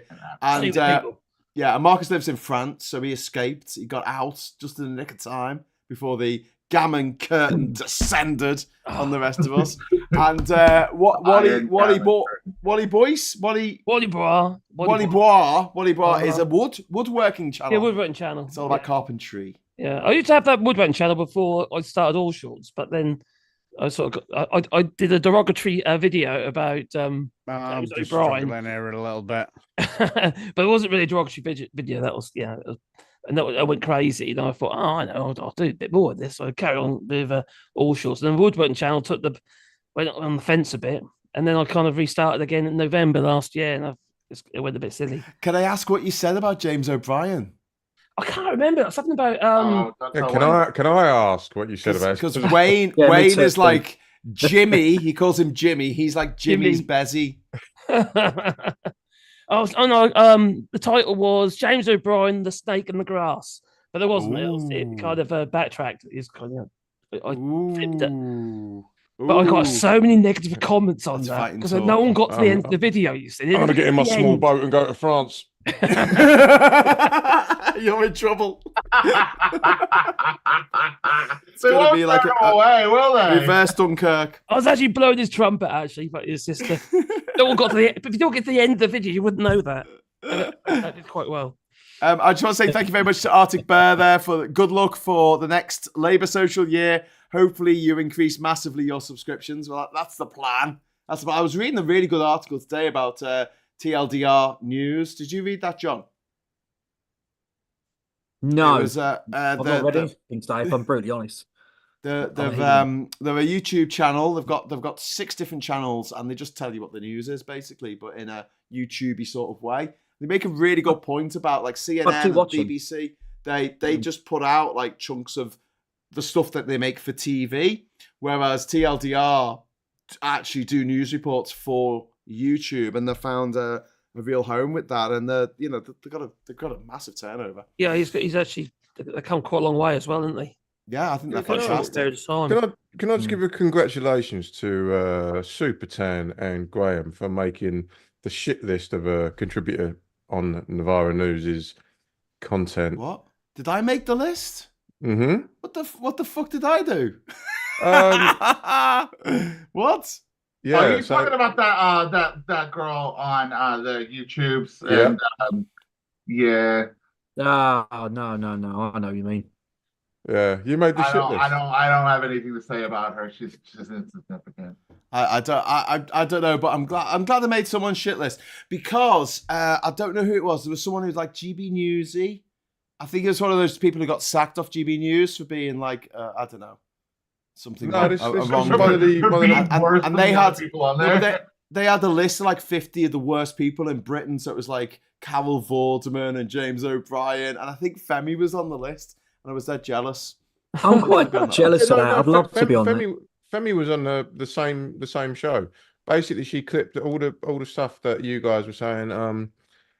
Who was it you were talking about? Owen Jones. It was Owen Jones. Basically, any detractors from Owen Jones. Oh no! Don't be mean to Owen. Why am I not on there then? I wrote a song about him. He's got a whole song. Oh, sorry. Marcus, did you do a video about Owen Jones? No, I haven't. I can't stand him. Did you do a video though? No, I haven't. No, you haven't. You should do a video, and then you can get on this person's shit list. Oh, I could. Boom. I'll put that on my list of things to do. It makes you happy. Basically, all she did throughout this whole video, which I only watched clips of because I find her so infuriating, is that she every time like there was a sort of any sort of stand-upping or defending of. I'm going to get another beer back in a moment. Go on. Right, yeah. The labor.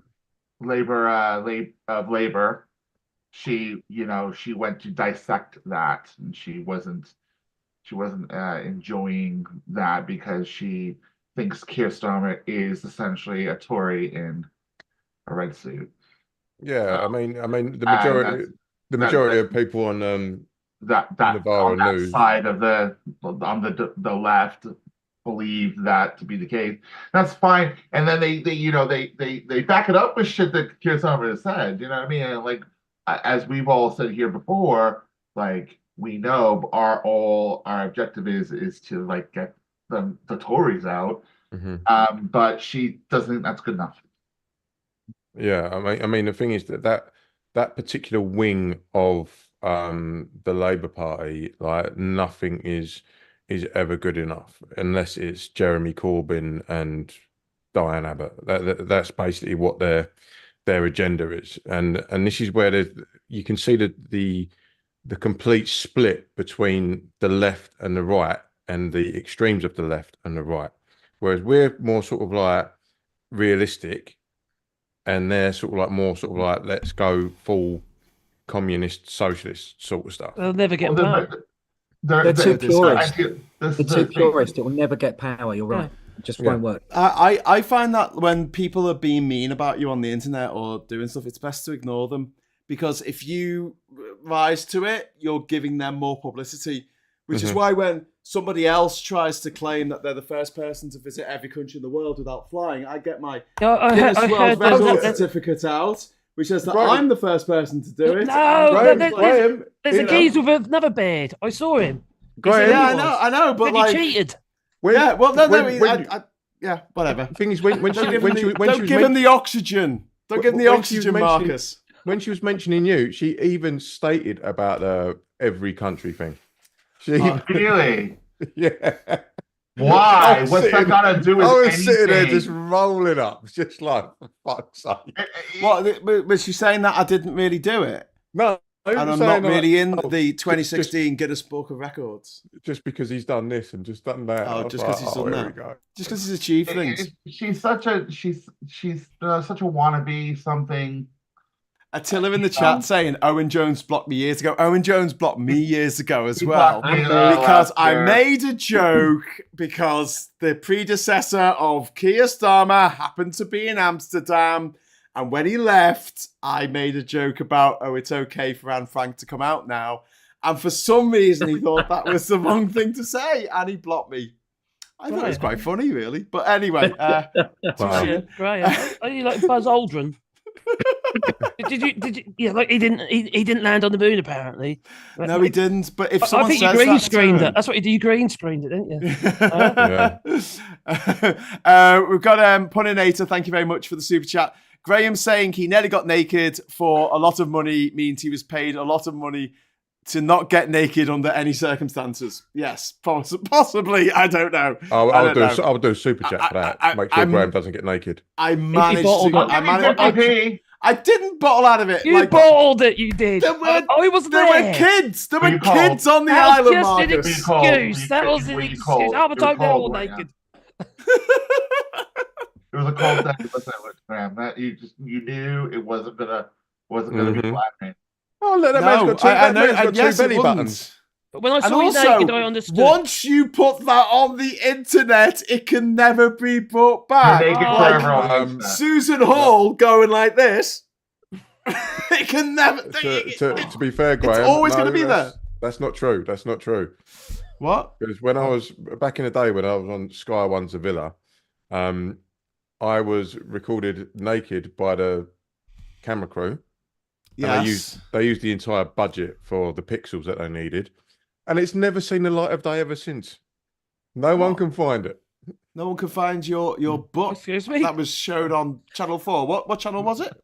Sky One's The Villa. No one can find it. We looked this up actually a few months ago when you mentioned this. We did and couldn't find anything. Couldn't find you in it. Couldn't find anything. I think it didn't happen. Yeah, why was you looking for Scott? Eh? To see what your dick looked like. I'll show you what. Oh, no. What do you want me to say? I'm a homosexual. Why do you think I looked?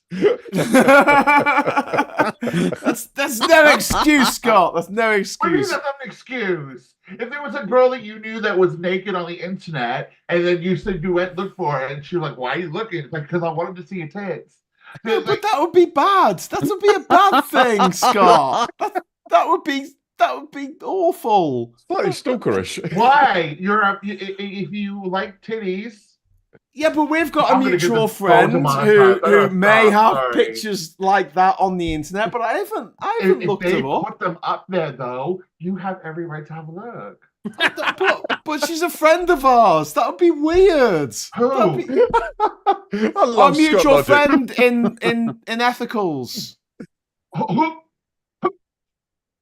Oh, I've already seen him. Oh my God, Scott! I watched the video. I've already seen it. You can't just. Got a lovely pair, and I'm gay. Oh my God! This is Scott. Everyone, this Scott, probably really gone downhill at this conversation. I really hope the YouTube commentator who made the video about us isn't watching this, because she's going like, "You sexist pigs." She is one of the few women I would, if she offered it on a plate, I would have to get my knife and fork out and give it a go. She would cure you. basically. I wouldn't say that. I would. Graham, you can't say that. I'll go in for a taste. But I don't think I'm going to be making a dinner out of it. Yeah.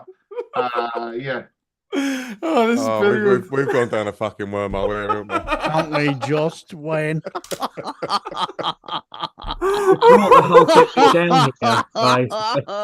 This is supposed to be the 1 year anniversary of the Labour Yeah. This used to be the 18. What's going on? Yeah, You're going to tell me this is an 18. Look what fucking BA's done. What? Hang on, we need to bring. I think we need to bring at least one woman into the chat. So let's get Cozy on. Hey, Cozy, how you doing? Voice of reason. Hi, Kate. How you doing? They're feeling You're very all right.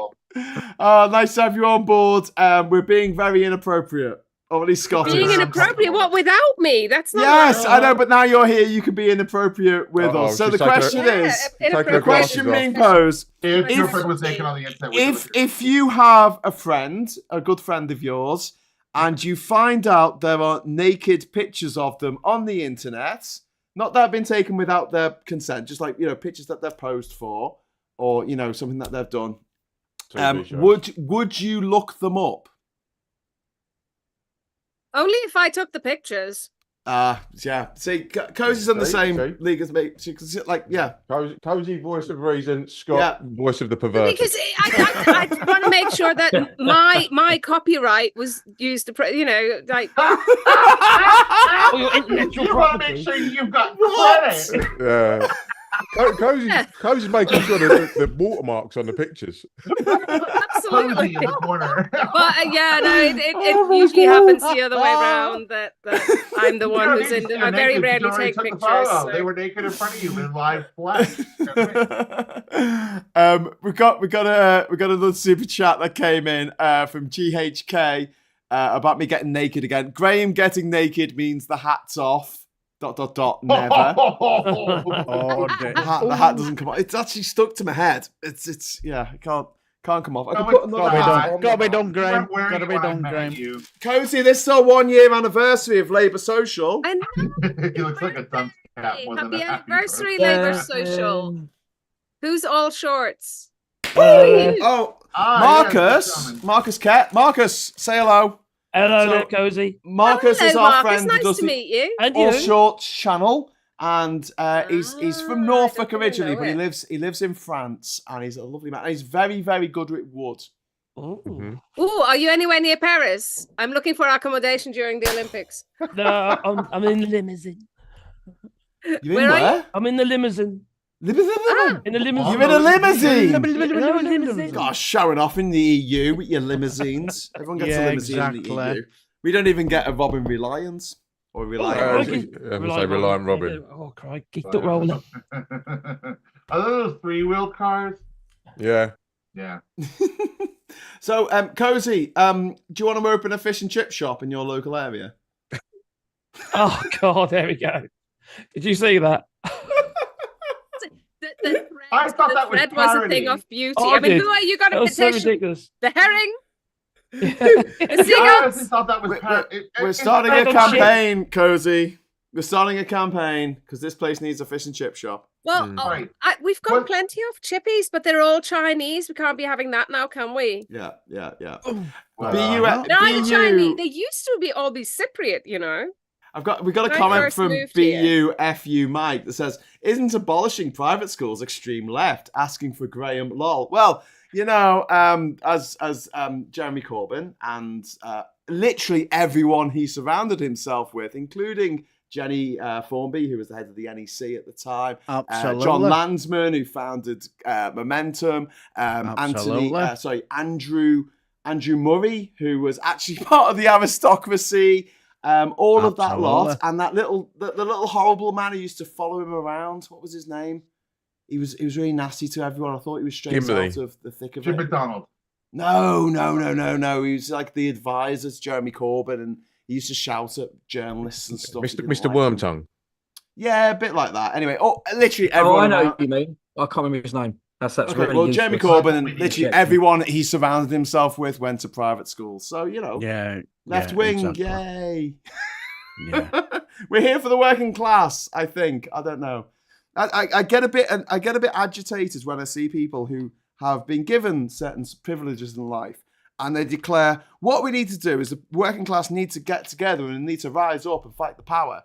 And it's like, okay, you first. I mean, what do you want us to do? We're working. We're literally working all the time. We've got things to do. Why are you leaving it to us to sort this shit out when you have the contacts? Anyway, yes. Tell Cozy, this is from Vendetta in the chat, to ask for the chips to be cooked in the same oil as the ribs like they used to do in the 80s. That's why Chinese chips were the best, which is true. Which is true. I always like them. Chinese chips are the best.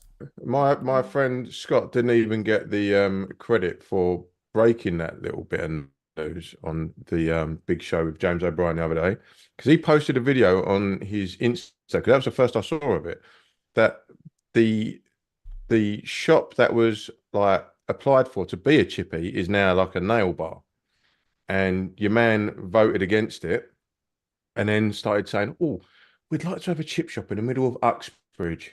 I know. But He voted against the Seamus chip shop Milne. getting Seamus planning Milne. permission Yes. in Seamus Milne. 2019. Amen. Now Yeah. he's using let's bring a chip shop here as a front for a data scraping exercise. Oh, yes. It's directly opposite my mate Scott's shop. The man that made this hat is directly opposite his shop, and he's like What's the name of the shop?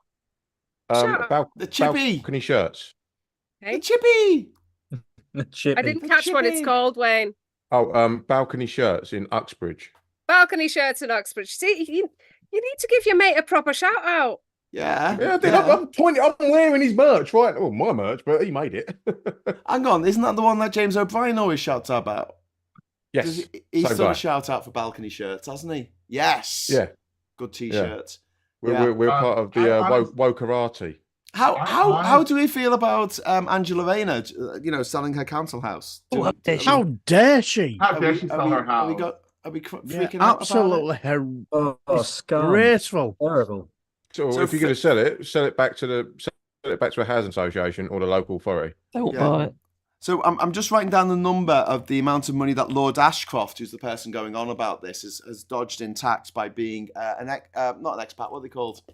Well, those people who don't pay tax. Get all the zeros in. Non-dom. By being a non-dom, he has avoided £1,200,000 that's 120 million pounds in tax. Are you doing live research, Graham? They'll catch up with him. They'll catch up with him in about 5 years, won't it? What's Rayner due to make? She's about $5,000. Yeah, no, it's like it might be slightly more than that. The tax that she might be due on it is about £3,000. Oh well. And the guy going nuts about it has avoided, not evaded. That's illegal. Avoided over £120 million in tax by being a non-dom, even though he sits in the House of Lords, which is nice. Didn't he write a book about her?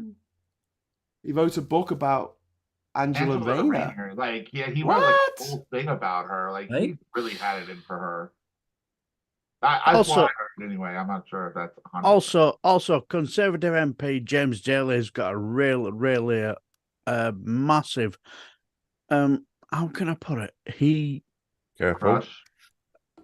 He's got. You could basically say he's stalking Angela Rayner. He cannot shut up about her. Mm. Who's this? Is this Lord Ashcroft? He's stalking James Daly. James Daly. Who's James Daly? Conservative MP. He cannot shut up about her. And he's going to lose his seat though, isn't he? He's on the tightest, Thank God for seat that. in the country, isn't he? Yeah, thank God for that. He's gone. He's got nothing to lose. He's definitely 100,000% part of. I think he was MP for Bury South or Bury North or Bury South. Something about yeah. Thank God. Isn't he one of the ones that swapped from Labour to? No. That was I know what you mean. Christian Wakeford. Yeah, Christian. Yeah, I that's think the that was one. Bury South, which means this James Daly's Bury North. Oh, there I you think. go. It it's was like- Bury.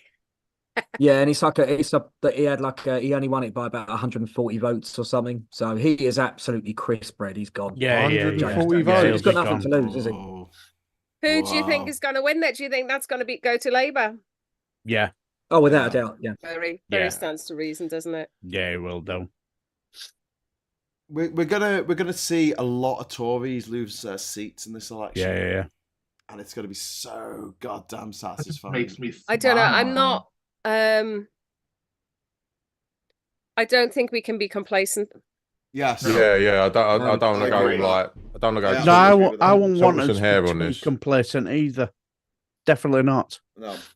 You know, because also I don't trust the electoral process in the UK anymore. I think there's a lot. I don't think it's all in all an all out fakery, as it were, but I think there's a lot happening in UK electoral processes that shouldn't be happening, and I think the Electoral Commission is not as effective as it is. I don't know. I've just lost trust. I've lost faith in it, in the system, which is not good. Yeah, but the Tories have been making it so it's like everything's in their favour, haven't they? Like my loss of faith is in the media. Oh God!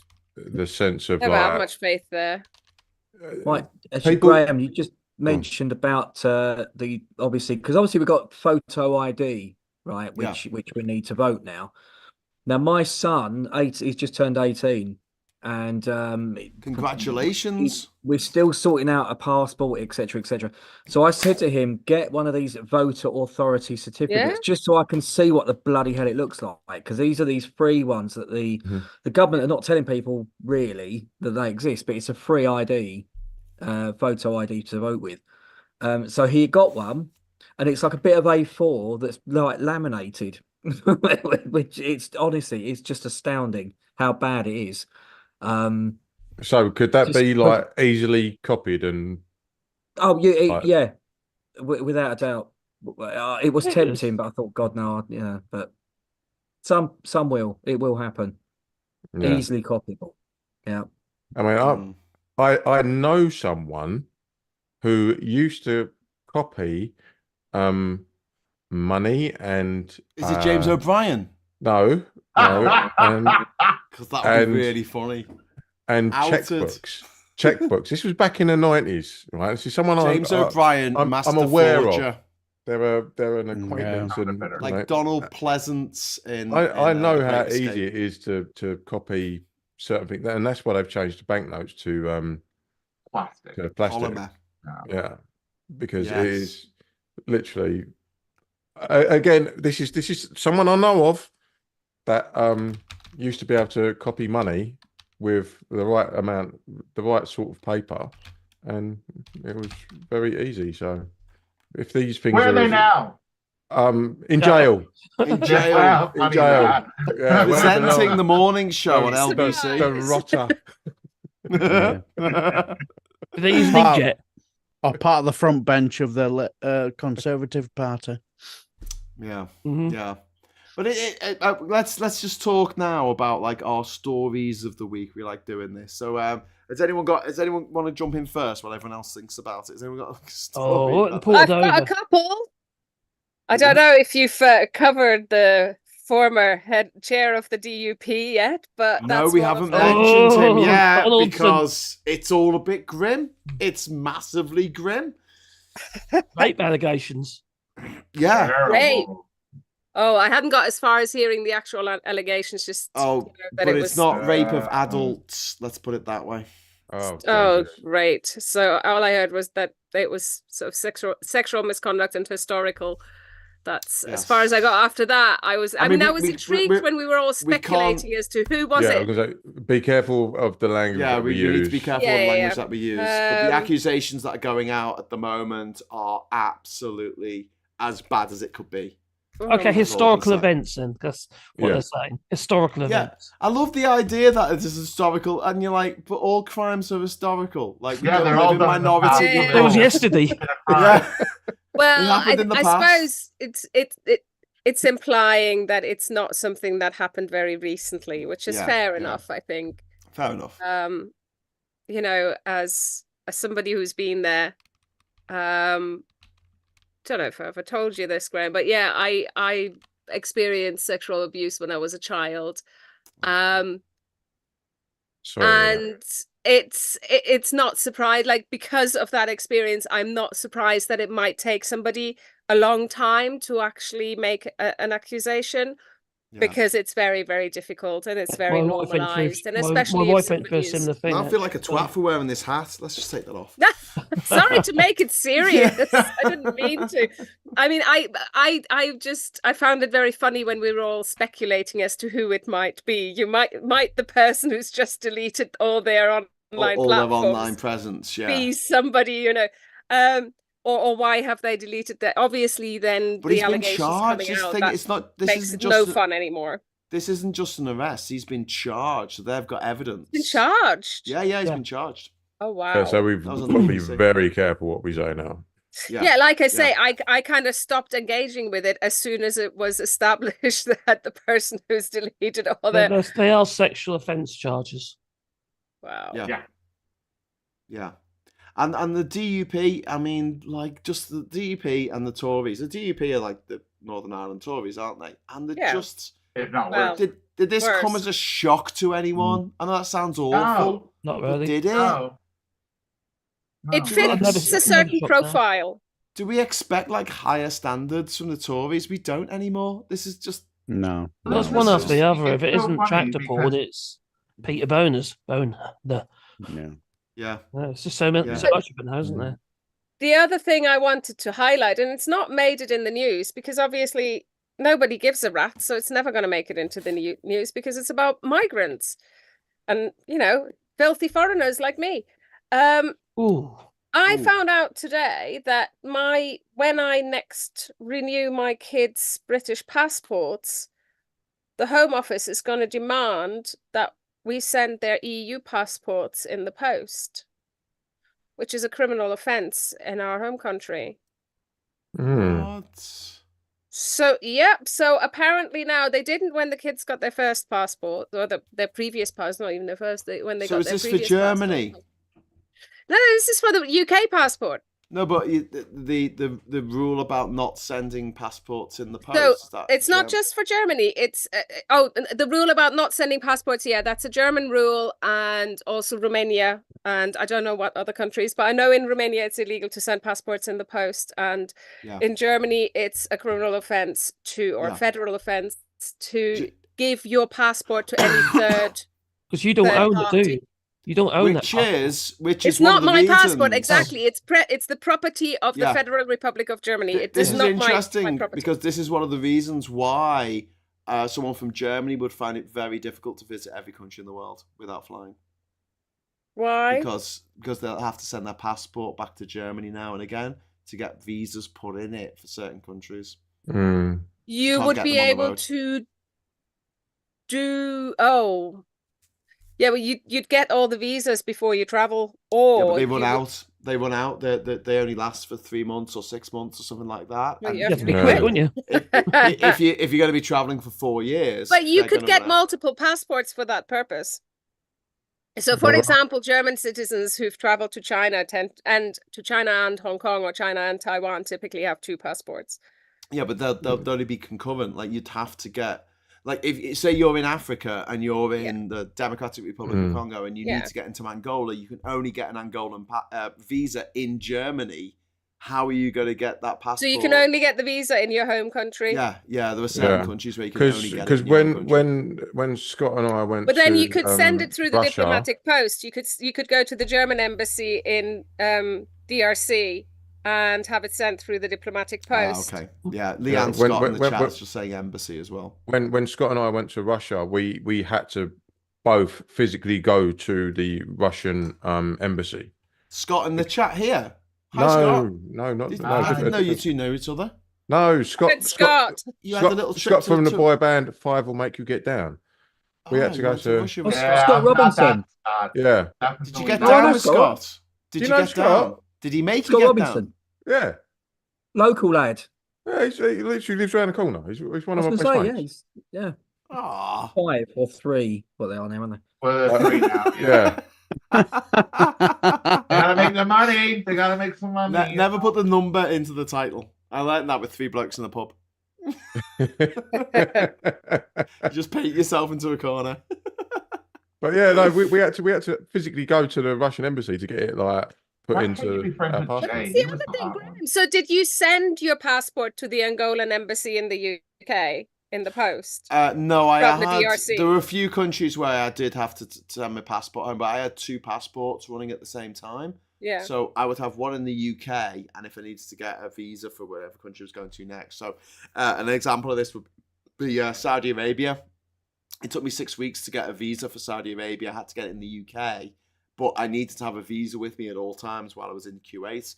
So, if I got pulled over by the police and they said, "Where's your passport?" and I said, "Oh no, it's getting processed in the UK," they'll be like, "No, that's not going to happen." So, They just deport So you. how was it then sent to you? How did you then physically get the passport? we're into allowed your... to send it through the post. We Oh. don't have that rule in the UK. Plus, you can have 2 passports at once. Cozy's You can not have a 2 German fan. passports at once as well. It's just the whole sending it through the post thing that well, we can is send it through the that post, so that makes I'm it. uncomfortable with. Yeah. And also the whole taking your passport off you, that the only other country I know that does that was doesn't exist anymore, was the GDR.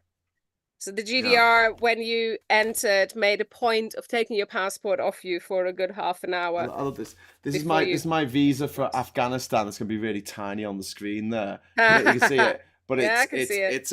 it's visa number 800085. When was this? That was 2010 that I went there. Wow.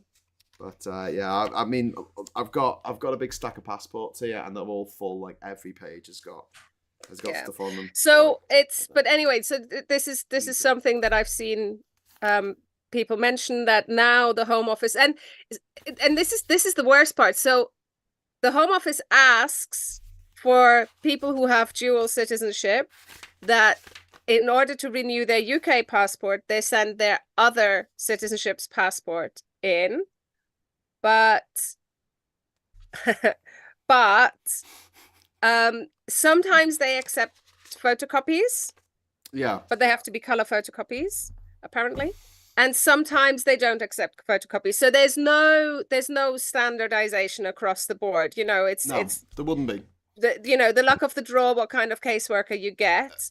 Cozy, can I just sometimes they because some people, they go and have the digital photo taken rather than sending a picture themselves. They go and do biometrics. For some people, they scan it or take a picture of it at that appointment, which is fine. That's fair enough. I don't actually although I don't see why, because it's none of the UK's business if you have a second citizenship. Yeah. The UK doesn't have any restrictions on multiple citizenships. I don't see what business of theirs it is, because when I'm in the UK, I'm not dual, so it's a moot point. But if you're a dual citizen, while you're in the UK, you are British. While you're in the country that has in the country of your other citizenship, you're not British. You're that citizenship. Which is why, for example, there's a German-Turkish journalist that is rotting in a jail in Istanbul because he wrote things that Tayyip Erdogan wasn't too enamored with. And he's got dual citizenship. The German embassy went to the jail and said, "Hey, you've got one of our citizens. We should offer him consular support, blah, blah, blah." And the Turks went, "Jog on. He's a Turkish citizen as well. He's one of ours." That's the convention. That's how it works. So, one of the reasons why I don't want dual with the UK. You're out of here as soon as you can get out, aren't you? I think I Pardon? might do that as well. You're out of here as soon as you can get out of the UK, aren't you? As soon as I can. Marcus, you're already out. Are you ever coming back? No. If we rejoin the EU and get all the shit out the rivers, will you return to us? Will you return to the motherland? No, I can't say it myself. I live in rural France. It's absolutely beautiful here. And why the hell would you want to? Exactly. And there's no way I could afford what I got here You know, Yeah. In the UK, it's not hope in hell. You know, and the taxes in the UK for a start, regarding like things like council taxes and stuff, are horrendous.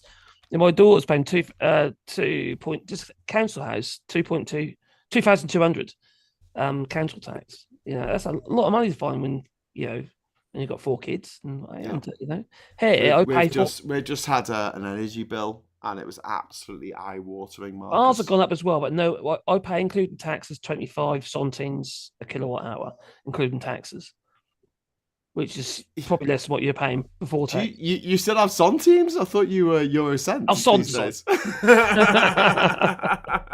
Elementals. Quick to the time machine. All Shorts broadcasting from the 1990s. Yeah.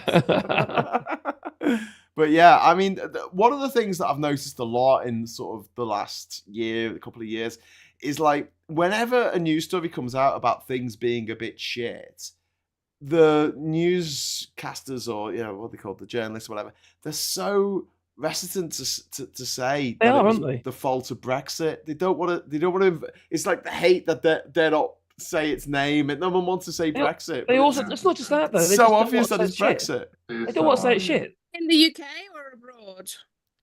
In the UK. Yeah, in the UK, absolutely. In Germany, I mean, on the one hand, so Brexit is definitely a dirty word in Germany, and it's more a case of, I'm gonna say it, brace yourselves. It's like, nobody wants to talk about it anymore because they're sick and tired of it. But they're not shy to say, well, that's Brexit. What do you expect? Why didn't you come to save us? The German car manufacturers were supposed to come and save us, Cozy. Yeah. It's all your fault. Didn't do it, did you? I expected you to rock up in your Do you Merc. see this eyebrow? Yeah. You should have been there in your BMW with your dirt-strung technique and just sorted it for us. Well, there's another development, isn't there? Yeah, I'm afraid.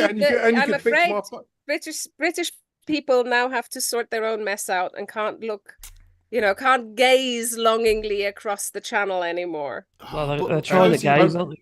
We can't even sort our trash into 7 different bins. And Cozy, could you please apologise for my broken down Audi A4 out the front? Did you put the wrong oil in it? Did you say an A4? Yeah. Oh, did you put the wrong oil in it? No, it's a water leak. Oh, okay. Why did they name a car after a size of paper? Sorry, what was that?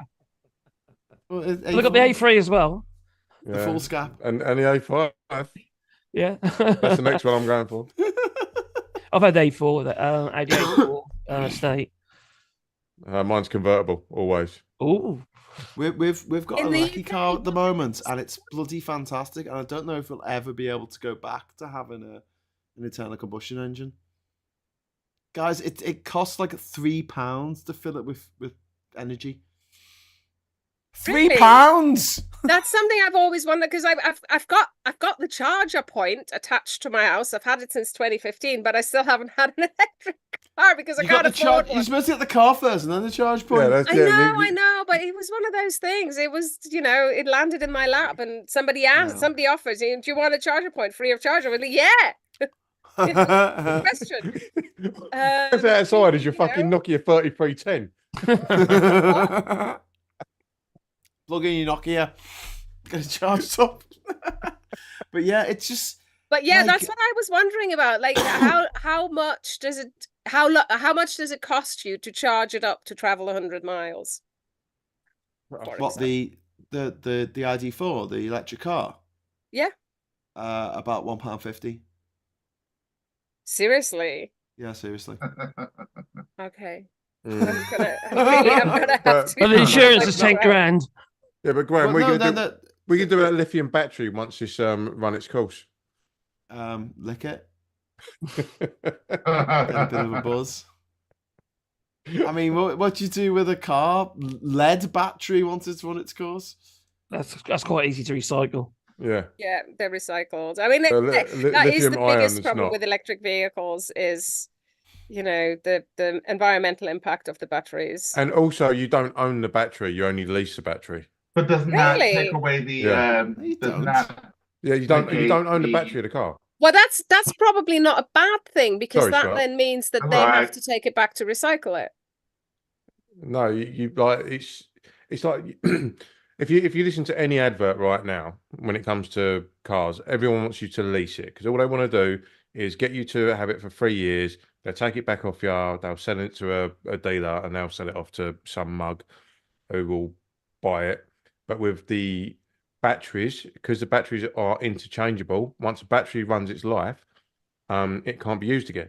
So what they do when you buy like even like with Teslas, if you buy a Tesla car, you never own the battery. The battery always is leased. You can own the car, Okay. But I wouldn't want to own it if it's gonna go defunct. but it's I'm like glad that I everything. don't own it. It's like your mobile phone. Like they can like I've got a mobile phone over there that I've tried to recharge to give it to my youngest daughter, but because it's the software updates jack up all the apps to make it run hot, it will never charge now. It gets to about 3% and it will die. Right. What Same thing with cars. model phone is it? It's a Sony Xperia. How long have you had it? About 4 years. Yeah, that's planned obsolescence. Oh yeah. Yeah. Don't But- say that. I've got a Sony. Well, it's my work phone, but yeah, it's a Sony Xperia, and it's 5 years old. But Yeah, like it's the same thing. even leasing the car is cheaper than running an internal combustion engine. And you say that the batteries are bad for the environment, but wouldn't that negate in what you're making up for not using fossil fuel? Yeah, absolutely it does. I mean, and we use lithium in our mobile phones and our batteries in our laptops and things like that. Anyway. Yeah, there's Still and no lithium finite isn't. source. Yeah, lithium's not something that you have to mine in a way that you have to like literally Yeah, but you need dig under the cobalt. ground or You need drill into the cobalt. ocean to get it out. There's a really good documentary about this, where it's Yeah, they're in- cobalt is the problematic one, isn't it? But where do we Yeah. get It's lithium colo- from, actually? The Lithium, we get it from Botswana Afghanistan. and Bolivia, and there's a big place in America where you can get it from as well. But also China's got leases with most of these countries. You know what I mean? It's like 100-year leases, Yeah. and we've missed the ball there. You know. Yeah, we did, but you know, that's the UK for you, isn't it? The Mhm. only country Yeah, that well. can come up with just genre-defining sets of movies like Harry Potter or Lord of the Rings or James Bond, and give them to the Americans to make. Here, people in America, make our movies for us. We don't want to make these ideas. Frankenstein, Dracula, Time Machine, Sherlock Holmes. Anyway, yeah. What were we talking about? Electric cars. Someone's saying that they're really heavy. Look, the fact is that the electric cars that we have at the moment are amazingly efficient in terms of you can get energy to them from a power point. Mhm. Whereas you can only get energy into an internal combustion engine car if you dig it out of the ground or drill it out the ground in the middle of the North Sea and then put it in a pipeline or a container ship. Then you put it into distillate it, which takes more energy. Refine Then it. you have to refine it. Catalytic converters. Yeah, and then you put it into a lorry, which has to drive down the road, and that has to be pumped into the Yeah, ground. but people make using shitloads electricity. of money. I know they make shitloads of money. Oh, So a boy. lot of the memes that I see that are anti electric cars, I go, oh, they're too heavy. I'm like, well, our car that we've got is a lot lighter than an SUV. Don't It's a buy an lot Amy. lighter than, yeah, it's a lot lighter than a Hummer. Well, what does it matter if it's heavy or not? Because it does more damage to the roads. But the reality is, like, Well, buses, if the roads were done properly in the first place, they wouldn't have to worry about well, it. buses Yeah, and They that's trucks don't chicken do and way egg, more chicken and damage egg. to the road. That's bollocks anyway.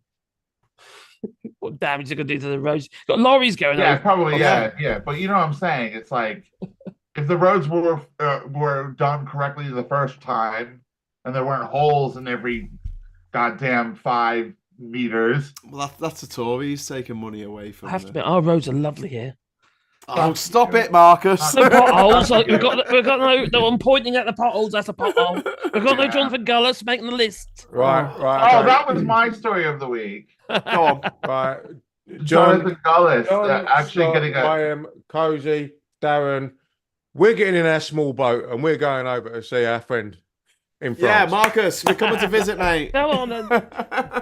We're invading. We're going to come in our Reverse electric Dunkirk. cars. Are you good at planting trees?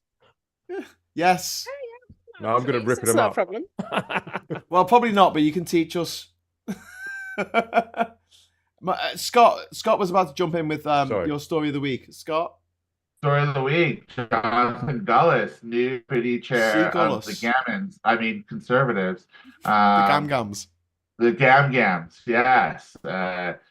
He was made this week. He was honored to be asked by the Prime Minister, ready to take the fight to Labour. Sorry, who was this? Jonathan Gullis. Jonathan Gullis. As in the new the deputy moron. chair. No, what is he? Deputy chair. Deputy chair of the Deputy chair. Conservative Party. There was this wonderful interview. I think it was Sophie Ridge, was it? On Oh Sky yeah, News? so he got torn to shreds. Didn't he? Oh yeah. Because what they did was a lot of these new popular conservatives, or whatever they call themselves, the new conservatives. Popcorns. Yeah, popcorns. Popcorn. Popcorn. I thought it was NatCon. Yeah. and No, they're the Nazis. There's popcorn and the Nazis. Yeah, so they but the Nazis, are they still going, or was that just a flash in the pan and they've packed it in? I think they thought that it was a bad look, so they've now changed themselves to the popcorns. It's all 55. You think somebody told them? Yeah. It's Scott, the worst names, don't they? Like the popular cons. Why is Frogface in the news? Savage. Oh, Because he's going to eat himself to death. No matter what the NHS says. Was anyone going to have this for the story of the week? I hope he does. You mean Baron Greenback? Can I bring Darren in? Darren, tell us about Nigel Farage's plan to eat himself to death this weekend. I don't know, but I just hope he does. I just hope he does. He's going to stick one to the NHS, Darren. Yeah. Oh, is it? By eating Easter eggs to death. That'll show him. I wish we had a producer to just clip that and we could put that out. Some doctors and nurses saying, look, don't sweat it, eat the Easter egg. I just hope he does.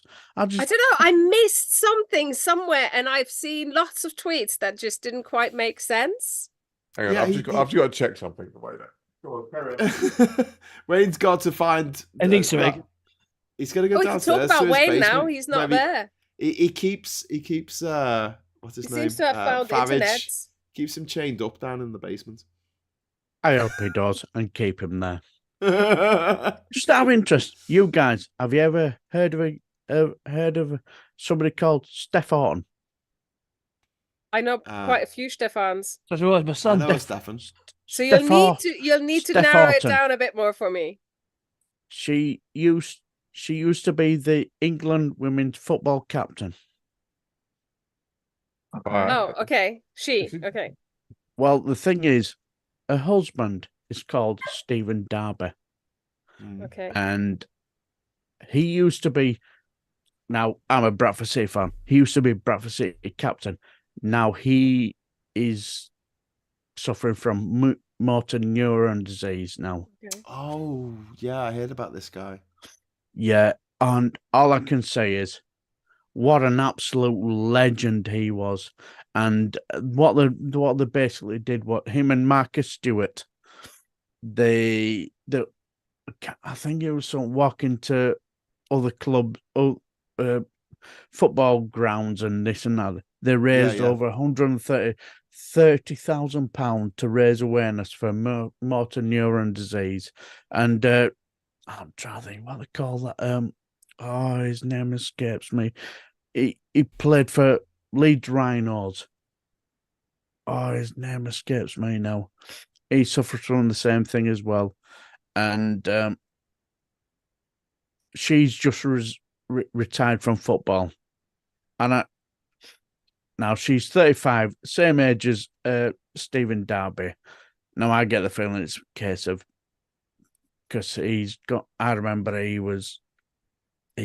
he could just run for England. Now he's in a wheelchair. Yeah. And I just saw a picture of them both.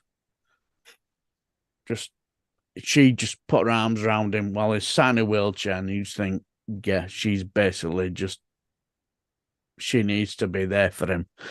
And that's all I want. One is, there were two things that I wanted to say tonight, was that when you say news, things that really, really just bring out to you, and that was when she said she'd going to retire from playing football. And the second thing was, did you hear about something to do in, I think, Aberdeenshire, something about school photographs? Oh, they took I heard a that. disabled kid out of you were That's able bad. to doctor your own school photographs. So some people actually ordered Special needs kids pushed out the way. Kids, take out the Down syndrome kids out of the photographs. Yeah, which is our eldest, special needs, and if I saw that, I would absolutely lose my fucking shit. I'll be right there with you, mate. I'll be fucking right there with you. That was I would absolutely lose my fucking shit. It's one of those stories that you read and you're like, can that actually be real? Would anyone actually do that? Like, what is? I get the feeling it's more to do with the those who were doing the photographs than the school itself. It was the photography company. Yeah. The school, I think. But even so, wait. Capitalism. So the photographer company actually offered alternative images without. Yes, they did. Yeah. That's disgusting. Yeah. So normally they take pictures of the kids when they're in school in little groups, and they put them all together digitally. Yeah. So, because it's easier than having like a bunch of kids all smiling. Yeah, absolutely. They were like, "Do you want one without the Down syndrome's kids in it?" And it was like, and like I was stunned when I heard that. Absolutely stunned. Yeah. Brexit Britain, mate. Brexit Briton. So the thing is, my eldest son is autistic, and he had to deal with a lot of shit when he was at school. And if I heard that one when he was at school, I would have absolutely, because I would have lost my shit. I would, because, like, to be honest, when he was at his school, they brought us in, and he was getting a load of shit and a load of slaver. And their idea of trying to deal with this, can we just get rid of him? Yeah, we had that as well with my autistic son. Yeah, can we just get rid? Can you send him to another school? Yeah. And that's what so many people want to do. And then one of my friends is an educational psychologist, and their job is had a similar situation. Stop that from happening. Sorry, Marcus. No, sorry, I was interrupting you. Sorry, mate.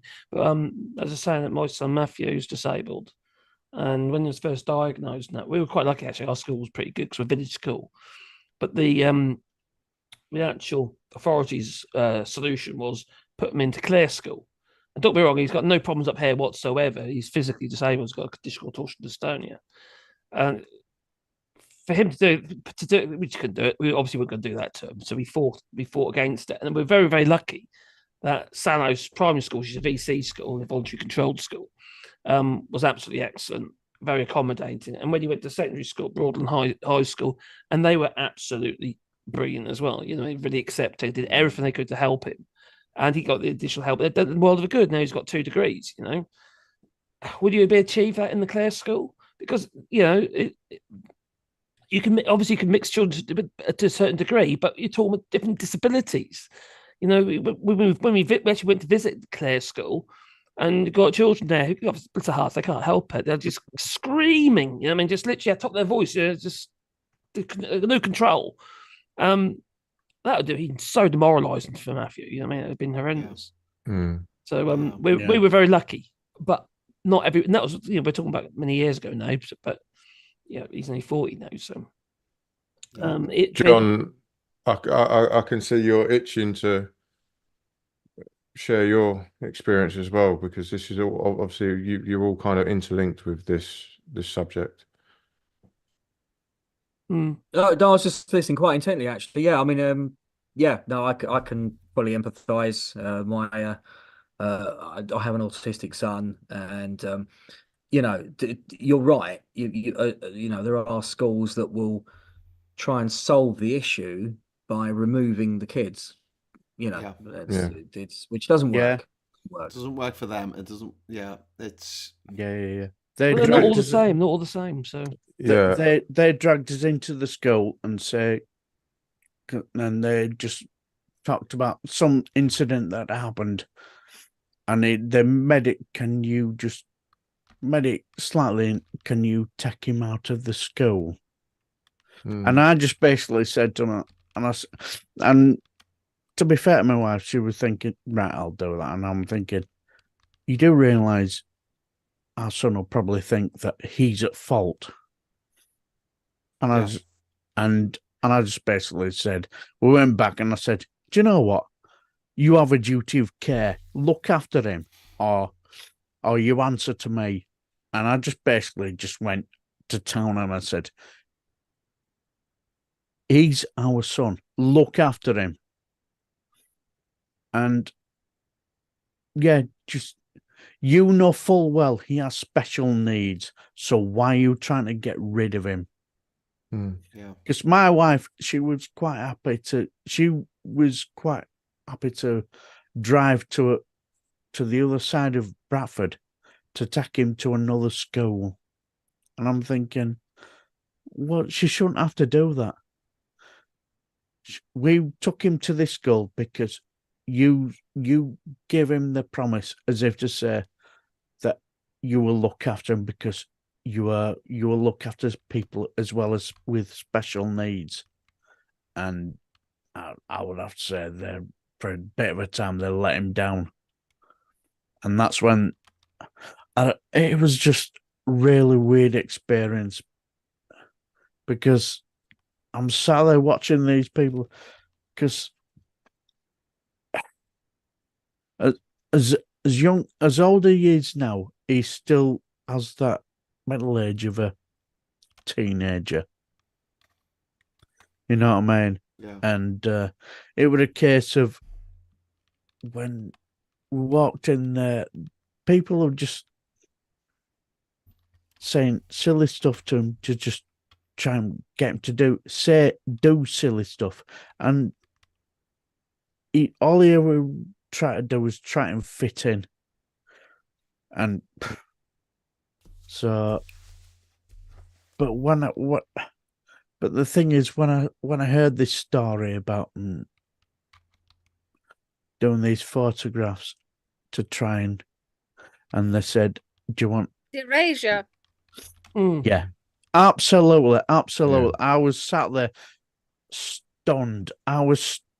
Absolutely. I had the rabbit in the headlights looks when I heard this, and I think, my God. Now my son is nearly 30 now.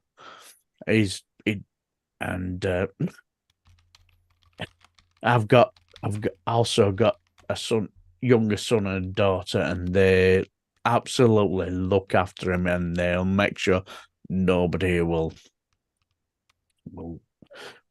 basically take the piss out of him. But when I heard this today, I was stunned. I'm sat there thinking, is it me or nothing's really changed?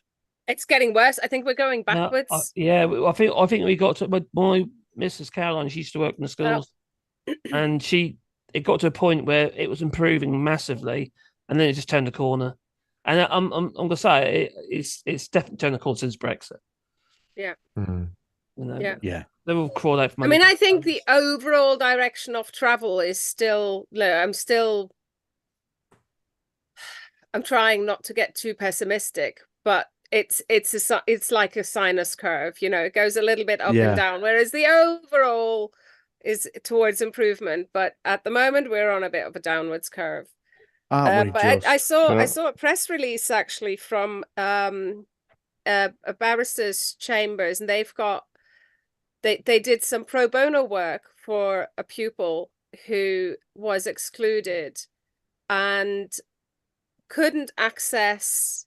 Now let me try and remember it correctly. They couldn't access legal aid because they didn't have an official diagnosis yet. So the legal aid lawyer basically said, no diagnosis, no EHCP.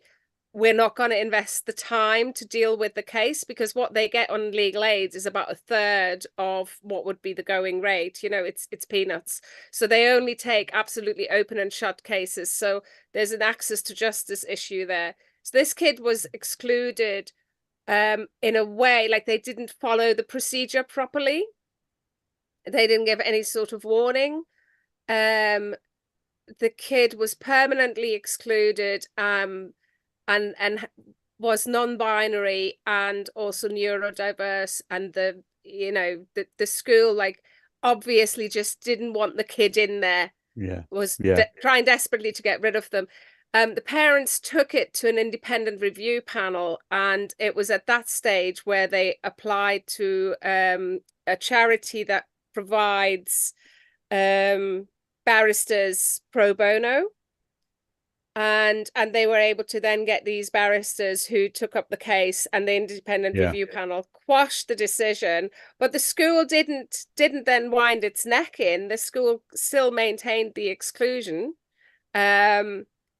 So they had to actually threaten with taking it to court to judicial review.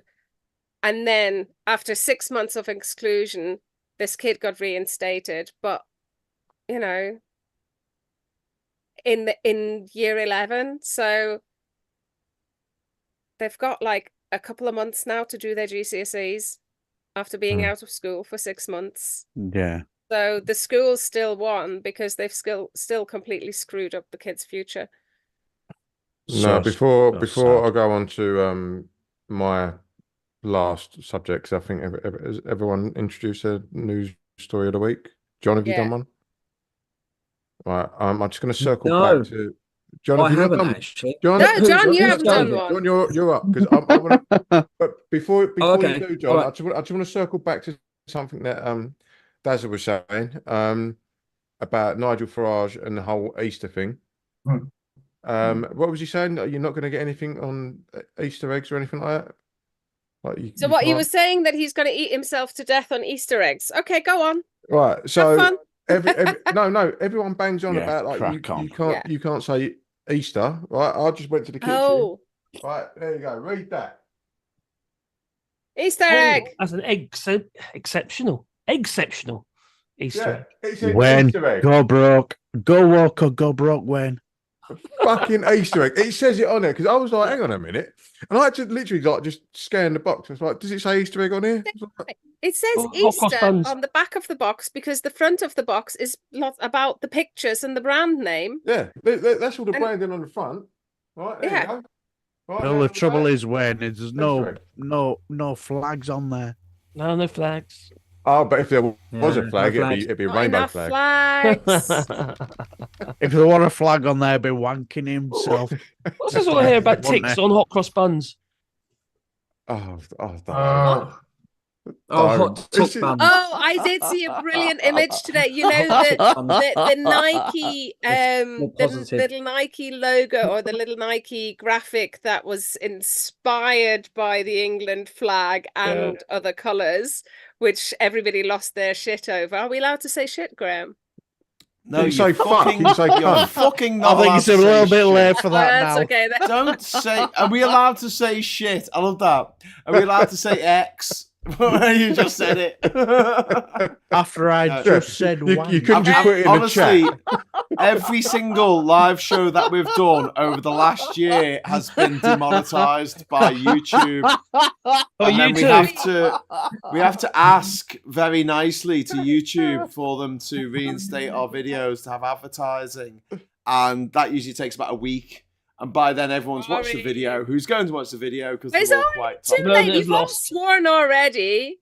No, but that's what I'm saying. I just don't care anymore. But like the Labour Social Yeah, in particular, exactly. this never, like even after a week, they say, no, we watched it and it's awful. So you can't have advertising. dare So- they? Anyway, so I've sorry, seen before, a hot before, cross bun with that just hold on that it, thought. which I just thought was Cozy, genius. hold that thought. Hang on. GHK about an hour ago gave us a super chat saying Schadenfreude. Schadenfreude? How do you pronounce that? Schadenfreude. That's the one. And Why? What also, was the context of the Schadenfreude? I don't know. There we go. The Let's Big go back and Hon, watch. thank you very much for the super chat. Woo! Deputy Chairman, capitals, Tories insist on the man bit, especially when the office holder is a woman. Yeah, it's not chairperson. We were talking about the deputy chairman, the chairman. You can just call them deputy chair. You can just say chair. Chair of the committee, chair of the board, chair of the... You don't even have to add person. You can just say chair. Cozy, go away with your actual logic. Yeah. Why are you doing big logic into this? What logic? I'm being nice. Stop being nice and having being logic. kind. It's not very Tory, is it? We need to be more Tory. Can we just be horrible to everyone all the time and make people's lives a misery for no reason? Can we do that? No, Do you I know think what? our conscience would get too much for us, really. Yes, if we it did. would. Do you know what? It's so normalized. Like one of my colleagues, just when I heard you speaking there, Graham, it's like we're so used to. I'm trying not to swear here, but no, you can swear. That was my whole point. You can absolutely. I think after our swearing,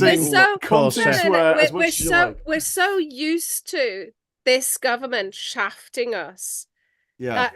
British people are just so used to just rolling over, bending over, and taking it, and not, desensitized.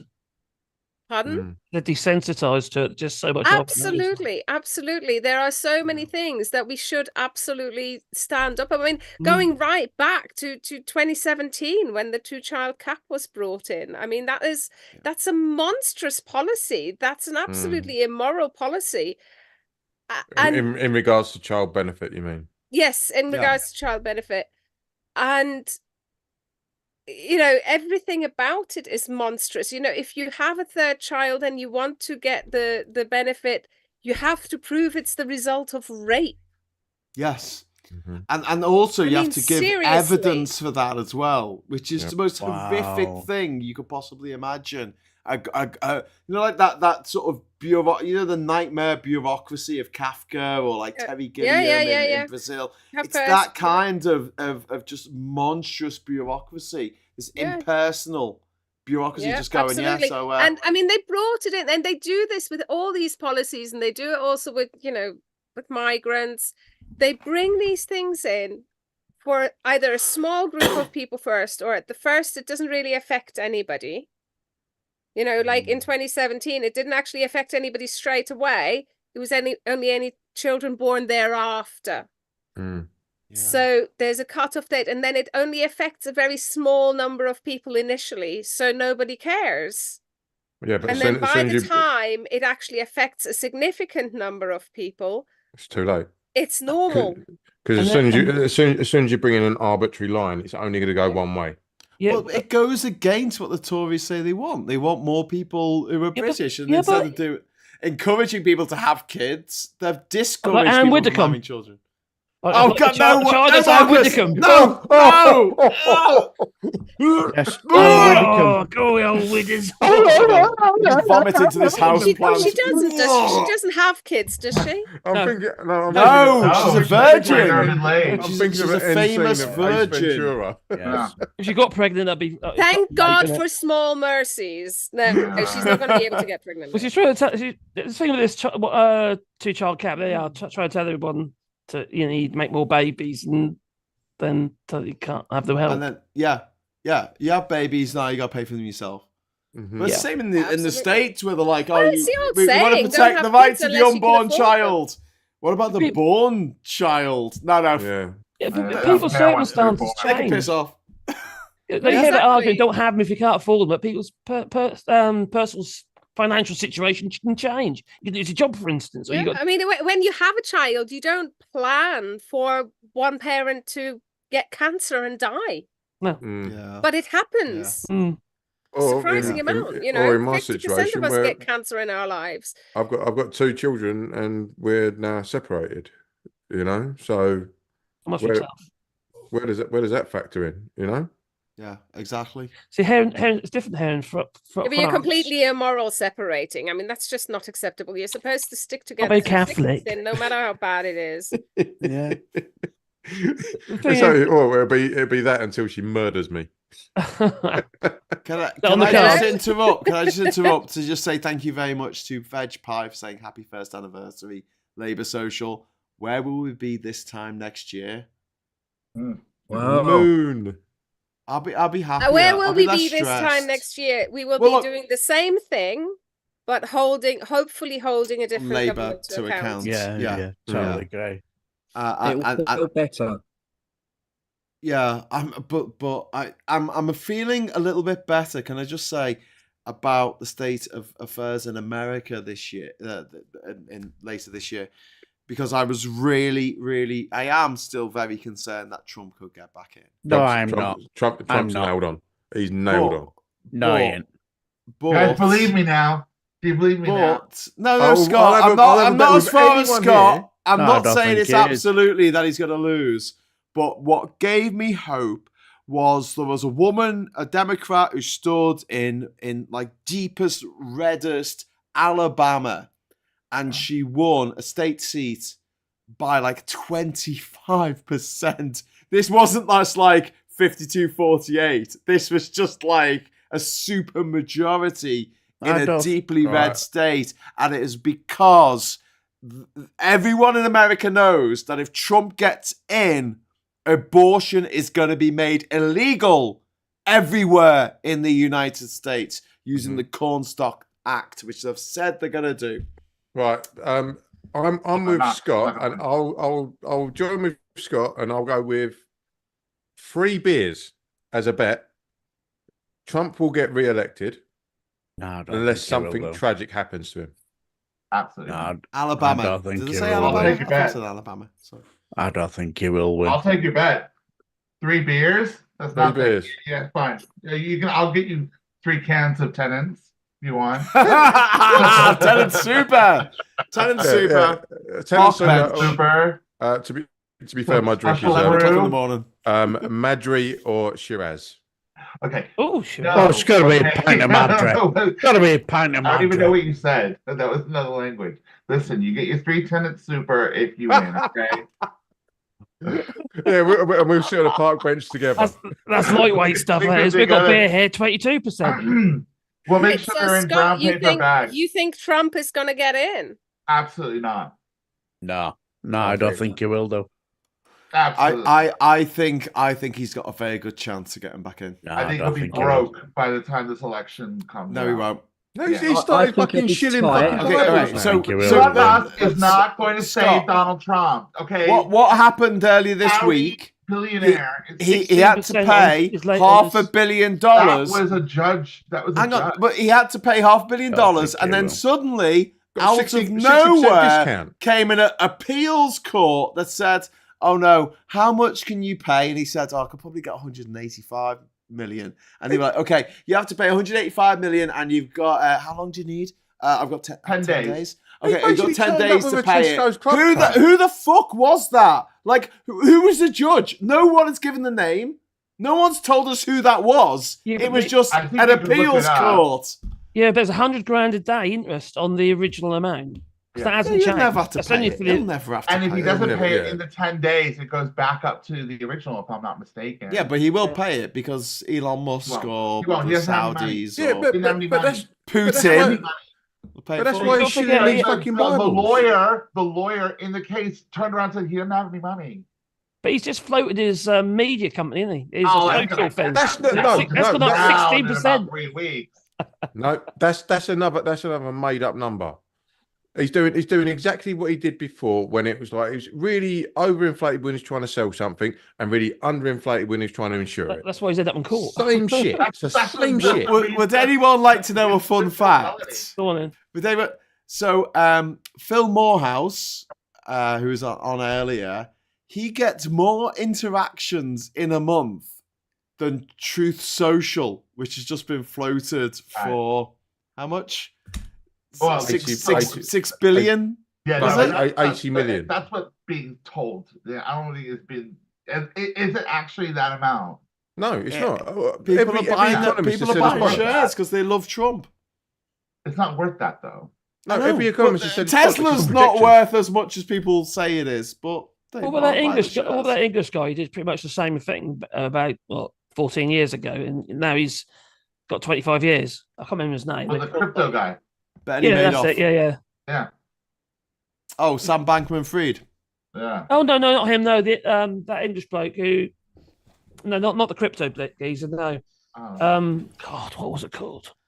We could talk about the crypto geezer though. That was this week. He's That got was 25 years in jail. While we're googling that, can we get onto John's story, please? What was that? And then I've got one more.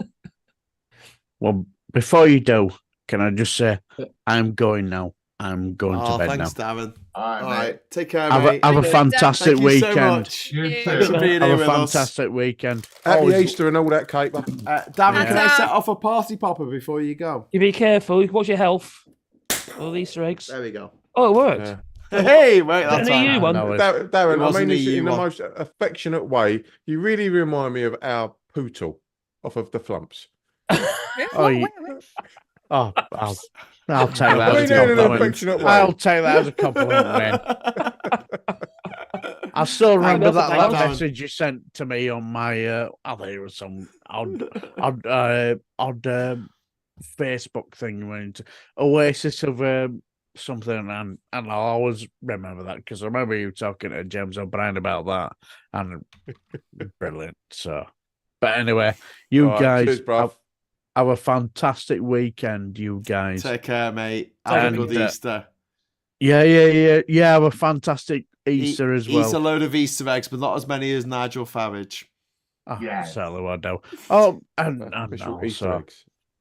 always love this. Always love this show as well. So, thanks so much, man. Even though I'm not always on it, but when you are, it's good. You're a legend. All right. Thank you. You're good people. Do you know what, Graham? That means a lot to me. Thank you very much. You guys have a fantastic weekend. Have a fantastic Easter and take care. Love you all and take care. Take care, mate. Be good, my man. Be good. We're waving. Darren's always so nice. Whenever he gets into the chat on here, he always leaves really nice comments, and it's good because everyone else wants to talk about politics, and I get that, but like Darren just leaves nice things. But yeah, where were we with our list of John's turn to tell us his story of the week? Yeah, and then we're probably gonna have to wrap it up soon because we're coming up. I've got there in the end. I haven't heard a story yet. I've got like paper in my beer. Ew. All good. No, I mean, okay. Well, first things first. Regarding Trump, I did think he was going to get re-elected, but now I don't. In the last couple of weeks, I've changed my thinking on it, and I think Biden's going to get through again. But I think it's going to be tight. I think it's only going to be about 280 electoral votes. It's going to be tighter, but I think he will do it. I don't think Trump. What's changed your mind in the last month? Well, as the son of a white witch clairvoyant that I am, true story. I always go with my gut feeling on a lot of things, and there's just something telling me that I think Biden's actually going to turn this. I think he's going to carry on, but it's going to be tight. It will be around 280 to 240, I reckon. In the end, I might put the money electoral college. I do, yeah. I think it'll be tight, but I just can't. And also, Alan Lichtman thinks that Biden's going to get re-elected, and he's only been once. I think abortion's going to be the end of Trump, and possibly the end of the Republican Party as we know them. John, did you say re-elected or reincarnated? But no, the story of the week really for me was John Curtis, who I'm a huge fan of. I love Sir John Curtis, who came out with and said that the Conservatives have got 1% chance of getting re-elected, which I really enjoyed. Oh, quick, let me get another party popper out. Woo! Yeah, right. Yeah. I always listen to what he says. I'm a bit of a fanboy of John Curtis, and he's basically said they've got absolutely no chance. They've got 1%. I like him. I don't know him, but I like him now. Is there any relation between John Curtis, Adam Curtis, and Richard Curtis? Are they all the same family? Probably not. No idea. I don't know. Where's my hat? I'll put my hat back It'd on. be good now. if they were. It's for happy things. But no, that was it really. You'd be taking it off soon when it's my go. Wayne, did you have your story of the week? Nope. Go on, Wayne. Go on, Wayne. Chocolate egg. No. John's still going. No, that was it. Mine was quite a brief story. I just want to jump in and say, Puninator in the chat says, I think abortion will be the end of Trump. I think it's a bit late for his mum to take that option, Graham.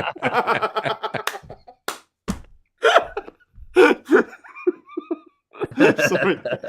Wayne, what's your story of the week? Oh, mine's quite a deep one. That's why I didn't want to go last. Okay, well, we'll ask Marcus. Marcus, what was your story this week? I remember though. No, mine was basically probably laughing at us for having all the shit in our rivers. That survey that 60% of the country would agree to an apology for slavery from the state or the powers that be. Yeah. And I was like, yeah, like, because the amount of times I've heard, I'll just get over it when people talk about slavery, but at the same time, we have to celebrate, not celebrate, we have to commemorate. Yeah. Holocaust Memorial Day and all that kind of stuff. So that horror that was bestowed on one group of people, we have to commemorate and say, like, you know, sort of like lest we forget kind of thing. But when it comes to slavery, it's like, get over yourself. Yeah, but the same should be true for slavery, absolutely. Yeah. Haven't we been commemorating that? Haven't we been commemorating that by paying the debt until 2015 that we paid for the slavers? Yeah. To the slavers, not the slaves. Yes. Yeah. Slavers, The other way around. Yeah. And the thing is, like you can see my name on the screen there, right? How Irish do I fucking look?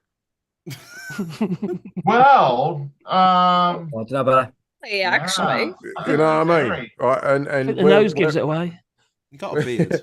where my old man's from is called the Emerald Isle of the Caribbean. Yeah. So somewhere Montserrat. So somewhere down the line, my surname has been grafted on because that was the name of my forebearers' owner. So as much as I can say, yeah, I've got Irish descendants, or sorry, Irish ancestry. I ain't. The only Irish ancestry I've got is the fact that the geezer who owned my great grandfather was a Lynch. So subsequently, I'm a Lynch. And if I say anything, fucked up name actually, considering it has considering the fucking considering what went on in like Mississippi and shit like that. Well, it started happening again, didn't it? Yeah, and the thing is, like, when things like Black History Month come up, and people are like, oh, for fuck's sake, why do we have to have Black History Month? Why can't we have White History Month? Oh, International Women's Day. Why can't we have International Men's Day? People that you hang out with, Wayne. No, he hangs out with better mates, homophobes. Get better mates. It's just fucking. It's just some really toxic people. No, but it's just the fucking home counties.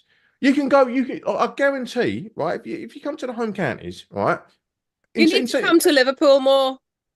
Well, my brother, my brother's in Liverpool. Yeah, my brother's in Liverpool. He's just broke his back, bless him.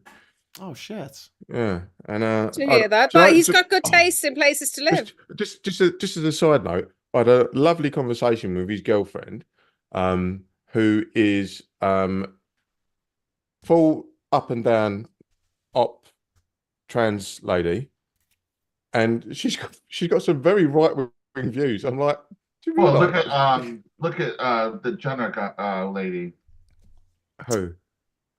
Oh, Caitlyn Jenner. No, Caitlyn.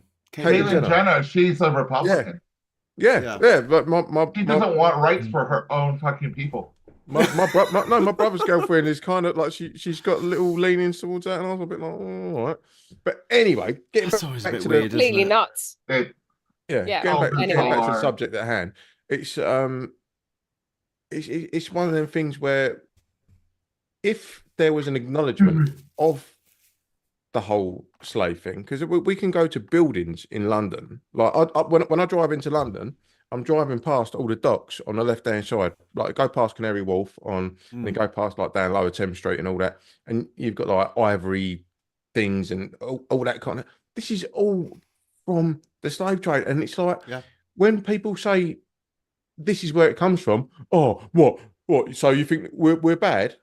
No, I'm not saying you're bad. I'm saying like the history's bad. Like just acknowledge it. It's just historical fact. Just acknowledge it. How do you feel about Well, we should acknowledge it more. There's still a lot of work to be done on that front. There's so much shame. There's still you can't get over something that has never been apologized for. Yeah. True. Finally, the Anglican Church has just agreed to, or has just decided to pay reparations. Yeah, and this is the interesting thing. Exactly. I can't remember the exact sum of money, but basically they're investing it in communities of color. And here's the crux: because of their role in slavery, by way of reparations. So they are making a first step towards reparations. Yeah, but Richard Drax said it wasn't me.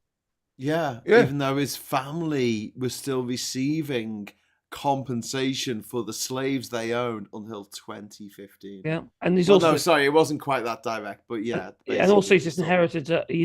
I don't think children are responsible for the crimes of their forebears. I can acknowledge it though. Yeah, Pardon? exactly. Exactly. If someone who presented Newsnight.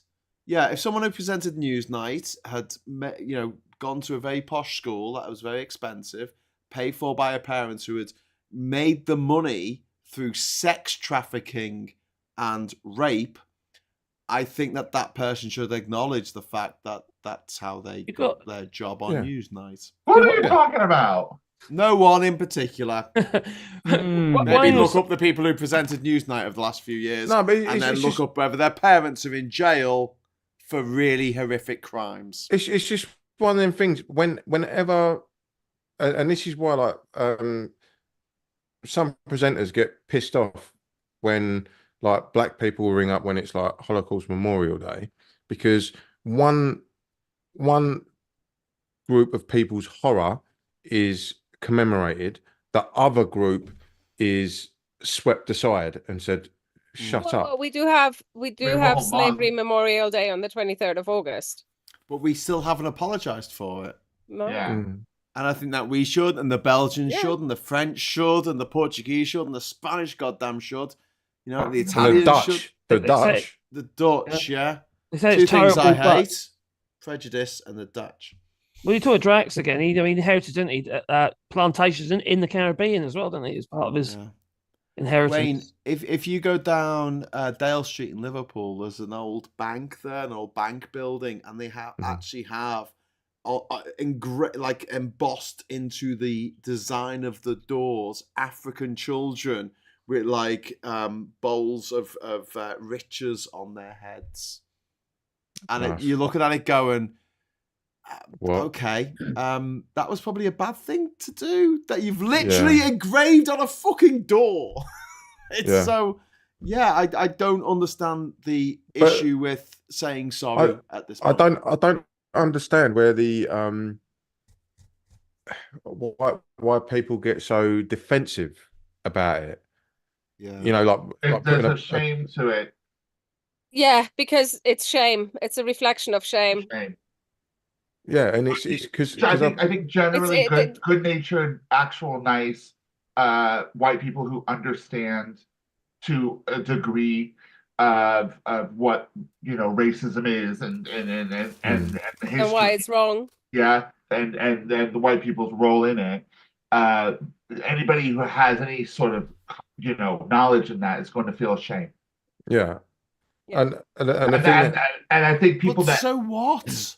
I mean, no, I'm not defending it. Oh no, I know I'm you're not, saying. Scott. But that's my point. Like we were saying that it's not their fault. So why are they feeling shame about it? It's a natural reaction, and it's rooted in unconscious bias. I've literally watched it. I've literally, and I've observed it in myself. So there's a campaign. There's an organization called Migrants at Work. It's run by a really wonderful chap called Akachi, who's originally Ivorian, so from Cote d'Ivoire. He was taken to France as a child. He was a child laborer. He became a French citizen eventually. So he's, and he formed Migrants at Work and also Black Europeans. He's a wonderful guy. And when he's telling people about all the things that are just not quite right yet and how Black people are not represented enough, not considered enough, you can see the pushback. There's always this sort of, oh, but we're getting there. Things are better now. You've got to acknowledge that things are okay now. And I've caught myself out doing it, and I kind of moved. Maybe I needed to move through that, but I've observed other people do it as well, and it's like it's a natural reaction because you kind of want to believe that you're woke enough to not to not be like that, and I think we just have to kind of move through that and get on with it and kind of keep banging the drum of saying, well, no, apologies and reparations are things that need to happen. Just an acknowledgement. Our solidarity just an acknowledgement. That's Yeah, all it is. And the thing that's the least we can Yeah, do is it to is, say absolutely. we know this happened and we're sorry for me, about that. Like the whole "where are you from" question only pops up. But where are you really from? Yeah, like so. I get that all the time, but I'll get it if I'm like somewhere like London where they hear my accent and it's, according to James O'Brien, estuary, not Cockney, but and I'll be like, oh yeah, we call it I'm from Essex, yeah. Right? I get that, but it's when it's blatantly, I'm in Essex and I've just met this person. Oh, where are you from? I'm from Basildon. No, where are you really from? It's about your roots. Yeah, but like so Cozy, like with your accent, and Scott with your accent, I get it as well. Yeah. I get it every day. Yeah, but I would ask you where you're from. Day. I'd ask you where you're from because I'm trying to get to know you. Right. But when it's based on race, that's where it becomes different, and you can tell the difference. You can absolutely tell the difference. It's not a case of like me curious asking about somebody's roots. Of course. Yeah, but you don't see white people asking other white people about their roots. That's just you don't. I've never asked John, where are your family from? We don't. I do have conversations. Yeah, but I might say that to you, Scott, because you sound like you're from somewhere else. Yes, I do. Because I'm saying English people don't have conversations with other English people about that. Oh, they do. I mean, they hear an accent. But not from but not all the time. One person thought I was from Manchester once. It was about 17 years ago in another country, but I never got over it.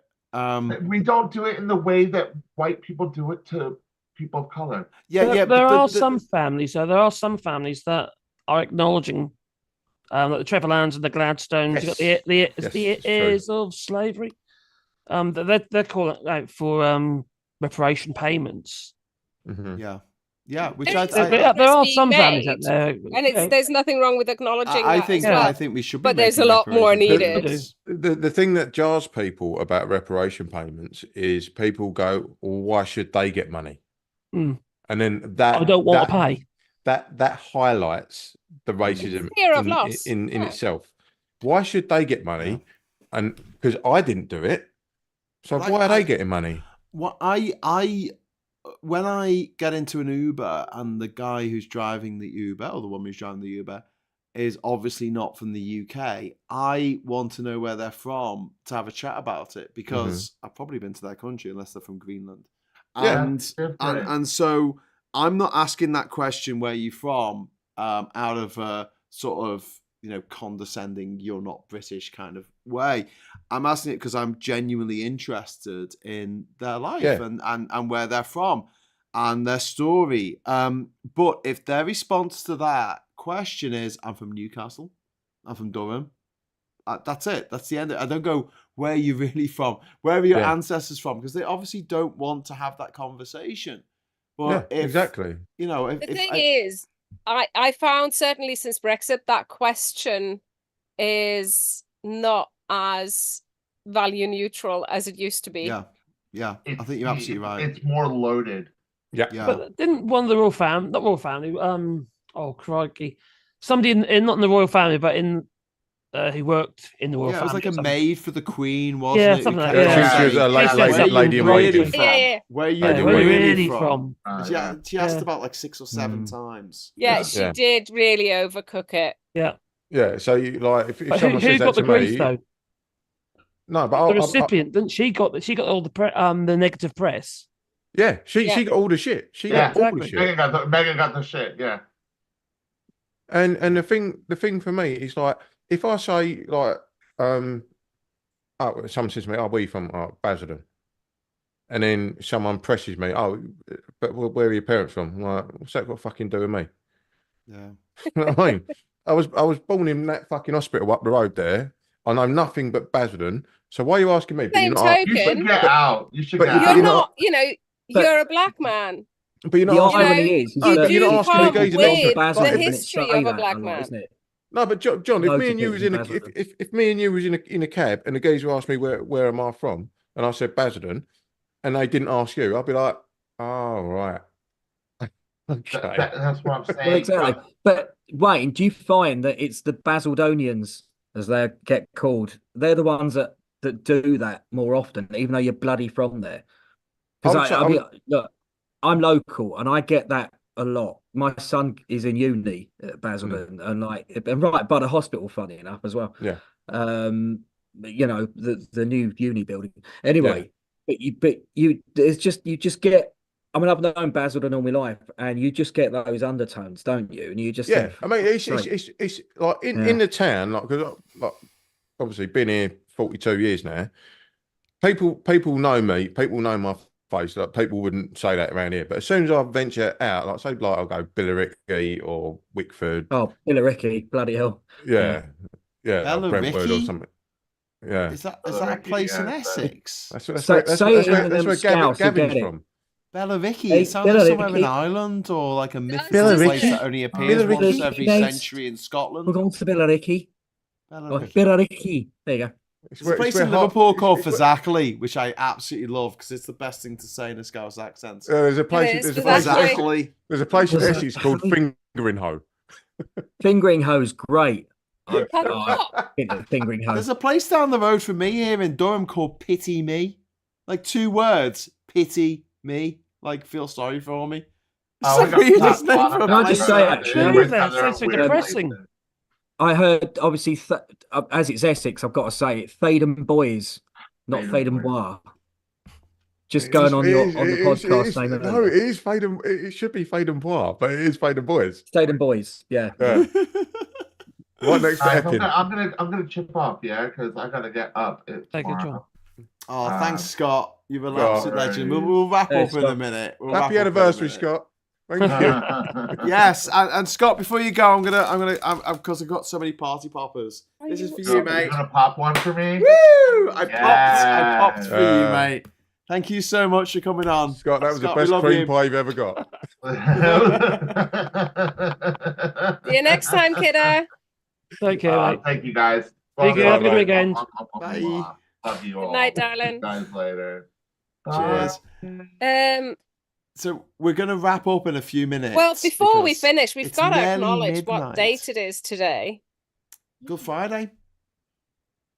Yeah. Just about. We've got 29th of March. Oh, it's 29th of March. It's the It's anniversary 7 years since of the Article Brexit. 50 was triggered. Article 50. Yeah, I mentioned that in the chat when someone else was going on about It's how 5 wonderful years since the Jeremy EU Corbyn settlement was, scheme went and I'm public. like, I seem to remember him voting with the Tories to activate Article 50 with no amendments for the workers or British people living in the EU or EU people living in Britain. Thanks. Anyway, go on. Exactly. Yeah, so that's what gave us the EU settlement scheme, which is also 5 years old today. Yeah.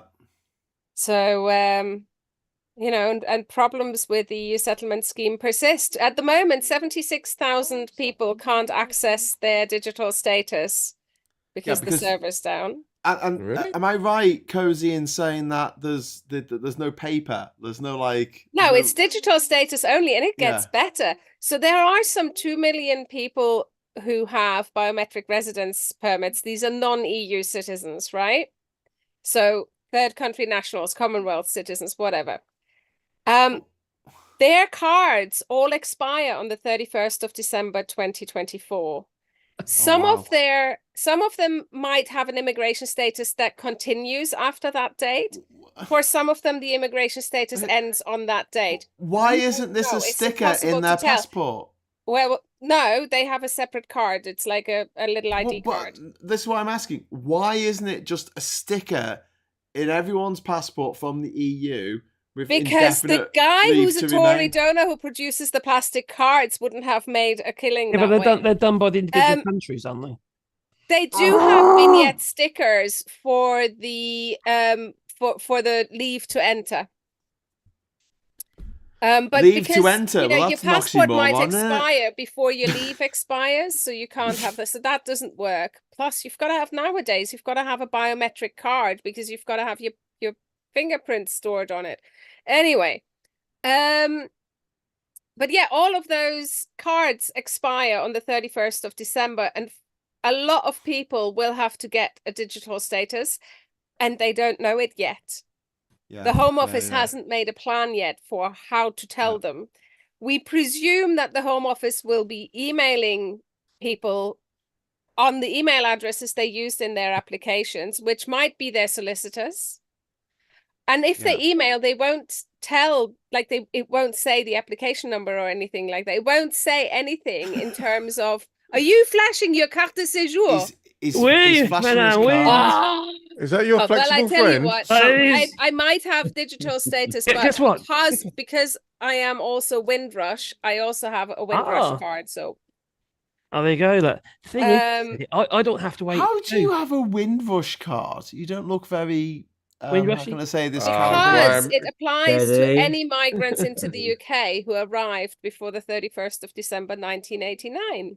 Graham. No, 88. Sorry. Sorry, Wayne. 1989 before the 31st of Wayne. December Sorry, I did I do a racism? You did a racism. Why did it's not about race. You can have a Windrush status even if you're not black. We're shocked. We're shocked. And you can be an EU citizen and you can be black. There's quite a few of them actually. God, Graham, so you see that window behind you? I'll just go and dive out of it. I'm going to, mate. There was 400 people watching 2 minutes ago, and there's 217. Like, done with this. No, we'll wrap up. We'll wrap up very soon. Have we done, Marcus? Did you have a story this week? Did you have a story? I can't remember now. Made it all the way to the United States of France. I did earlier. What was story? United States of France. What do you mean? Over the pond, over the water. Oh, we did. Yeah. Well, you're refugees. God damn it! Where's your high vis jacket? What my gilet jaune? Gilet jaune. When gilet. Qu'est-ce qui se passe avec les gilets jaunes? Oh, gilet jaune. When a few years ago, I was actually taking part in that on the old motorbike, and ride up and around Limoges and what have you. But then it all went a little bit crazy. Started very kind of mellow, and then it all went a little bit. Yeah, it all went a bit national fun, didn't it? Got a bit hijacked. They jumped on. It got hijacked exactly. The right wing, they jumped on that, and then that was Marine Le Pen and the farmers and what have you. They just all got really out of control. And farmers getting out of control. Yeah, oh, you could say that. Where have we seen that? Kids, before we get on to the farmers, I am going to have to go. So finally, are you a farmer? my She's kid got to go and play our field. I heard your kid go, finally. she's been on this for ages, and we need I to watch know. Drag Race. Can't get rid of it. Priorities. Go watch RuPaul's Drag Race. We love you, Race. Cozy. Okay. Thank you so much. Okay, Cheers, Love you. Cozy. Happy Great anniversary. seeing you last weekend. Well done, Anniversary, Graham. mate. Keep it up. Thank And you. I'll see you Next another week. time. Yeah, you will. Oh, not next That's week. cool. Bye. Bye. Bye. Not next week. We're having a week off next week for Easter. I'm Happy afraid. holiday. Thank you for pagan Easter. But yeah, we're gonna have to shut this down in a few minutes. But let's do Marcus's story. Have you got one for us, Marcus? Or Well, I didn't really have one. No, I kind of had a story in the first hour. We can go back to that. We can go back to that. I can't remember what it was now. Let's talk about Dover. Well, I could talk about last week we had a march in Liverpool on the Saturday, and Cozy was with us, and Femi and yes, we did Madeleine briefly talk about early, didn't we? Yeah, it was good. Actually, Femi was going to be on tonight, but he's not feeling so good. In fact, Super Tansky was going to be on tonight and isn't feeling so good. But never mind. All but those We're the healthy ones. Yeah. All but those, like he's saying to me that Femi and what have you, and various others were sort of struggling with it really, with Brexit as a whole. Yeah. And fighting the cause constantly. Sort of wears you down. For me, I felt not getting anywhere. So it just it drags you down. You think, why am I doing this? Yeah. And because you obviously with the topic and what have you, okay, you're doing about Labour and what have you, and politics in general. But if you're on a topic that's gone down these railway lines, it's kind of like how do you break? Unless you do a complete change, how do you break away from that? And you kind of think, oh crikey, what do I do now? But it's you talk about Femi and what have you. It's very Brexit orientated originally, wasn't it? Regarding most of the stories, his videos and what have you. Although he seems to be doing a lot better now. He's doing F politics now, which is fantastic. Oh, got you. Follow it. Yeah. Are you on TikTok? I am on TikTok actually. Yeah. Are you making videos on TikTok? I'm woodworking videos. Yeah. Oh, I'm gonna have to follow that then. Okay, I'm looking you up now. Is it Wally Boise? It's Wally Boyle woodworking. Wow. That's as in wood. Wally as in my dog. Wally. S. No, WALLYBOIS. Is that what you just said? That was delayed. My God, my phone's just shouting at me. Oh, it's A. Thompson. I just fired up TikTok on my phone there. But yeah, so you were going to talk about the poo in our rivers, no? Well, you got we've got that. Dover. We've got Dover. Yes, Dover. Because there's been developments there. I don't know what the state of it is at the moment, but the actual how to protect those queues again. I don't know why. Do you understand why? Well, there's queues. Well, there are 20-mile tailbacks in Dover. Because everyone's passport needs to be stamped now, and it never used to be. Right. And also, they've got demountable on the A20. They've got demountable barriers, so they can basically. They've got that. You know that truck. That's me. That truck that like puts the concrete bollards in the middle of the road. Yep. They put them to one side when it's busy, and then put them to one side. Yeah, they call that something, don't they? Like Operation something or other. Operation Stack. Yeah, that Operation Stack. Yeah. So bollard. Yeah. So what happens is if they've got a busy period, what they'll do is they'll close off half the A20 and park all the lorries there, and they have to get passed through at Ashford. But at the same time, you've got the lorries coming in to Ashford to get checked. So the customs thing is in Ashford. Yeah. Seventon. Yeah. So basically, once they do that, it fucks up that entire bit. Yeah. So, but we're talking about internal checks, which them internal checks are done at Ashford, but they still have to park up on the A20. Yeah, but a lot might even stop them there. It's not obligatory. No, they'll just fucking steam through. Yeah. They'll be like, fuck it, I'm on a load bonus. I ain't stopping here. Yeah. I'm going. Yeah. It's just absolutely crazy because obviously we can't physically do that amount of checks. And obviously, when we get the biometrics at Dover, yeah. Well, the thing is, if it's not possible. If he's got an English plate on it, or sorry, a British plate, if it's got a British plate, they're just like, fuck it, go on, son. We've got to stop Brexit. We need to stop it. This is silly. I've been saying this since 2016. But who's going to do it? Who's going to stop it? Who's going to? I think that we're going to have 5 years of a Labour government that are just going to be trying their best to get us back on an even keel.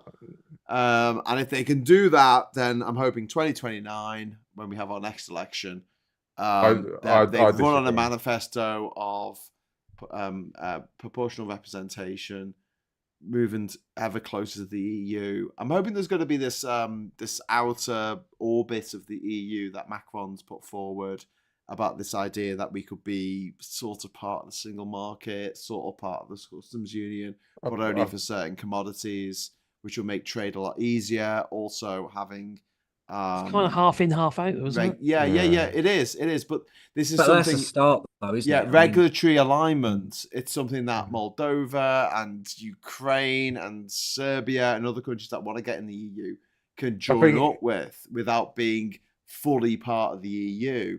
And then it's a step back, isn't it? Because once we're in that, then why don't we just join the single market? And then once we join the single market, that's it. We're back in, because the argument is, even to the most ardent Brexiteers, why are we a rule taker when we could be a rule maker? I think the problem we've got is that we've got like Sunak and Starmer will be in that central part of the Venn diagram, and all it is trying to do is appease the media and the paymasters, because that's what's fucking going on. Well, Wayne, I was going to mention that the PR that we need before proportional representation, to be honest with you, is press reform. Mm-hmm. They need to get control of that, because the fact that you have these non-dom billionaires in other countries who don't even fucking live here, and Elon Musk, deciding they control the means of information. Yeah, how is that democracy? Many people. How is that? It's basically effectively a theocracy, in the sense of whatever these people believe, this is what they're disseminating to us through the chattering classes, and then that goes down to the papers, and then that goes down to the credulous minions, and then they all just talk about it amongst themselves. And then this is where you hear these conversations in pubs, and you think, where the fuck did you hear that from? Oh, hang on a minute, let me pick up a copy of the Daily Mail. Oh, it's right here. Oh, it's right in there. Yeah, Dunning-Kruger effect. Yeah, 100%. Oh, Writ 100%. Writ large. Okay, listen, guys, we're going to have to round it up, because it's nearly midnight, and I turn into a pumpkin at 1 o'clock, You lightweight. Oh my god, yeah, you're like an hour ahead of us. You're living in the future. What's the future like, Marcus? It's lovely here, except the sun's gone down. Have you got the lottery numbers? Do you want them? Please. Who wins the £1 million? When are we getting a general election, Marcus? Tell us. You live in the future. Do Arsenal win the trophy this year? June. Richie Sunak said nobody wants to have a general election yet. No one wants to talk. Nobody wants to talk about it. That's what he said. Yeah, he will say that. What? No one wants to talk about it on his private helicopter. We're getting the job done. We are. We're doing what the June. British people want. We are delivering. Delivering. That's it. Delivering. Delivering. Yeah. But a couple of weeks' time, and say, I don't recollect. I don't recollect. No. I don't. I mean, know. I'm hungry. I'm hungry. It's just turned midnight, so I shouldn't probably eat. I'll turn into a gremlin. Sunak is going to possibly call one in June, I reckon. Yeah, because all of the Easter recess, when all the Tories, because it's election year, go out doorstepping, everyone's going to tell them to fuck off. They're going to come back all pissed off, and they're going to vote against, which I think is going to be the vaping bill or something, which is the first bill that's going to be back when they're back. They're going to rebel on it, the Tories themselves, which is going to, all the press is there, or loads of the press are going to say Sunak's weak. He's even more weaker than possible. Starmer's going to kick into him, and he's going to call an election rather than be taken down, because the Tories are daft enough to try and get another leader in, without a doubt. Do you know what? I'm gonna take that bet. You say June. June, yeah. All right, I'm gonna look at the odds on that. All right. While Wayne looks at the odds on that, I'm going to say thank you so much for watching. Thanks to Marcus and to Wayne and to John and everyone who's joined us tonight. Everyone in the chat, all the super chats. Thank you so much. It has been a fantastic year here for Labour Social, and here's to the next year. Here's to the next year, and hopefully this time next year. Well, absolutely next time this year. There's a 99% chance that we will not be under a Tory government anymore, and I will absolutely 100% drink to that. So, thank you all for watching, and until next time, I'll say hello, good evening, welcome, and goodbye. Wave, everyone. Bye.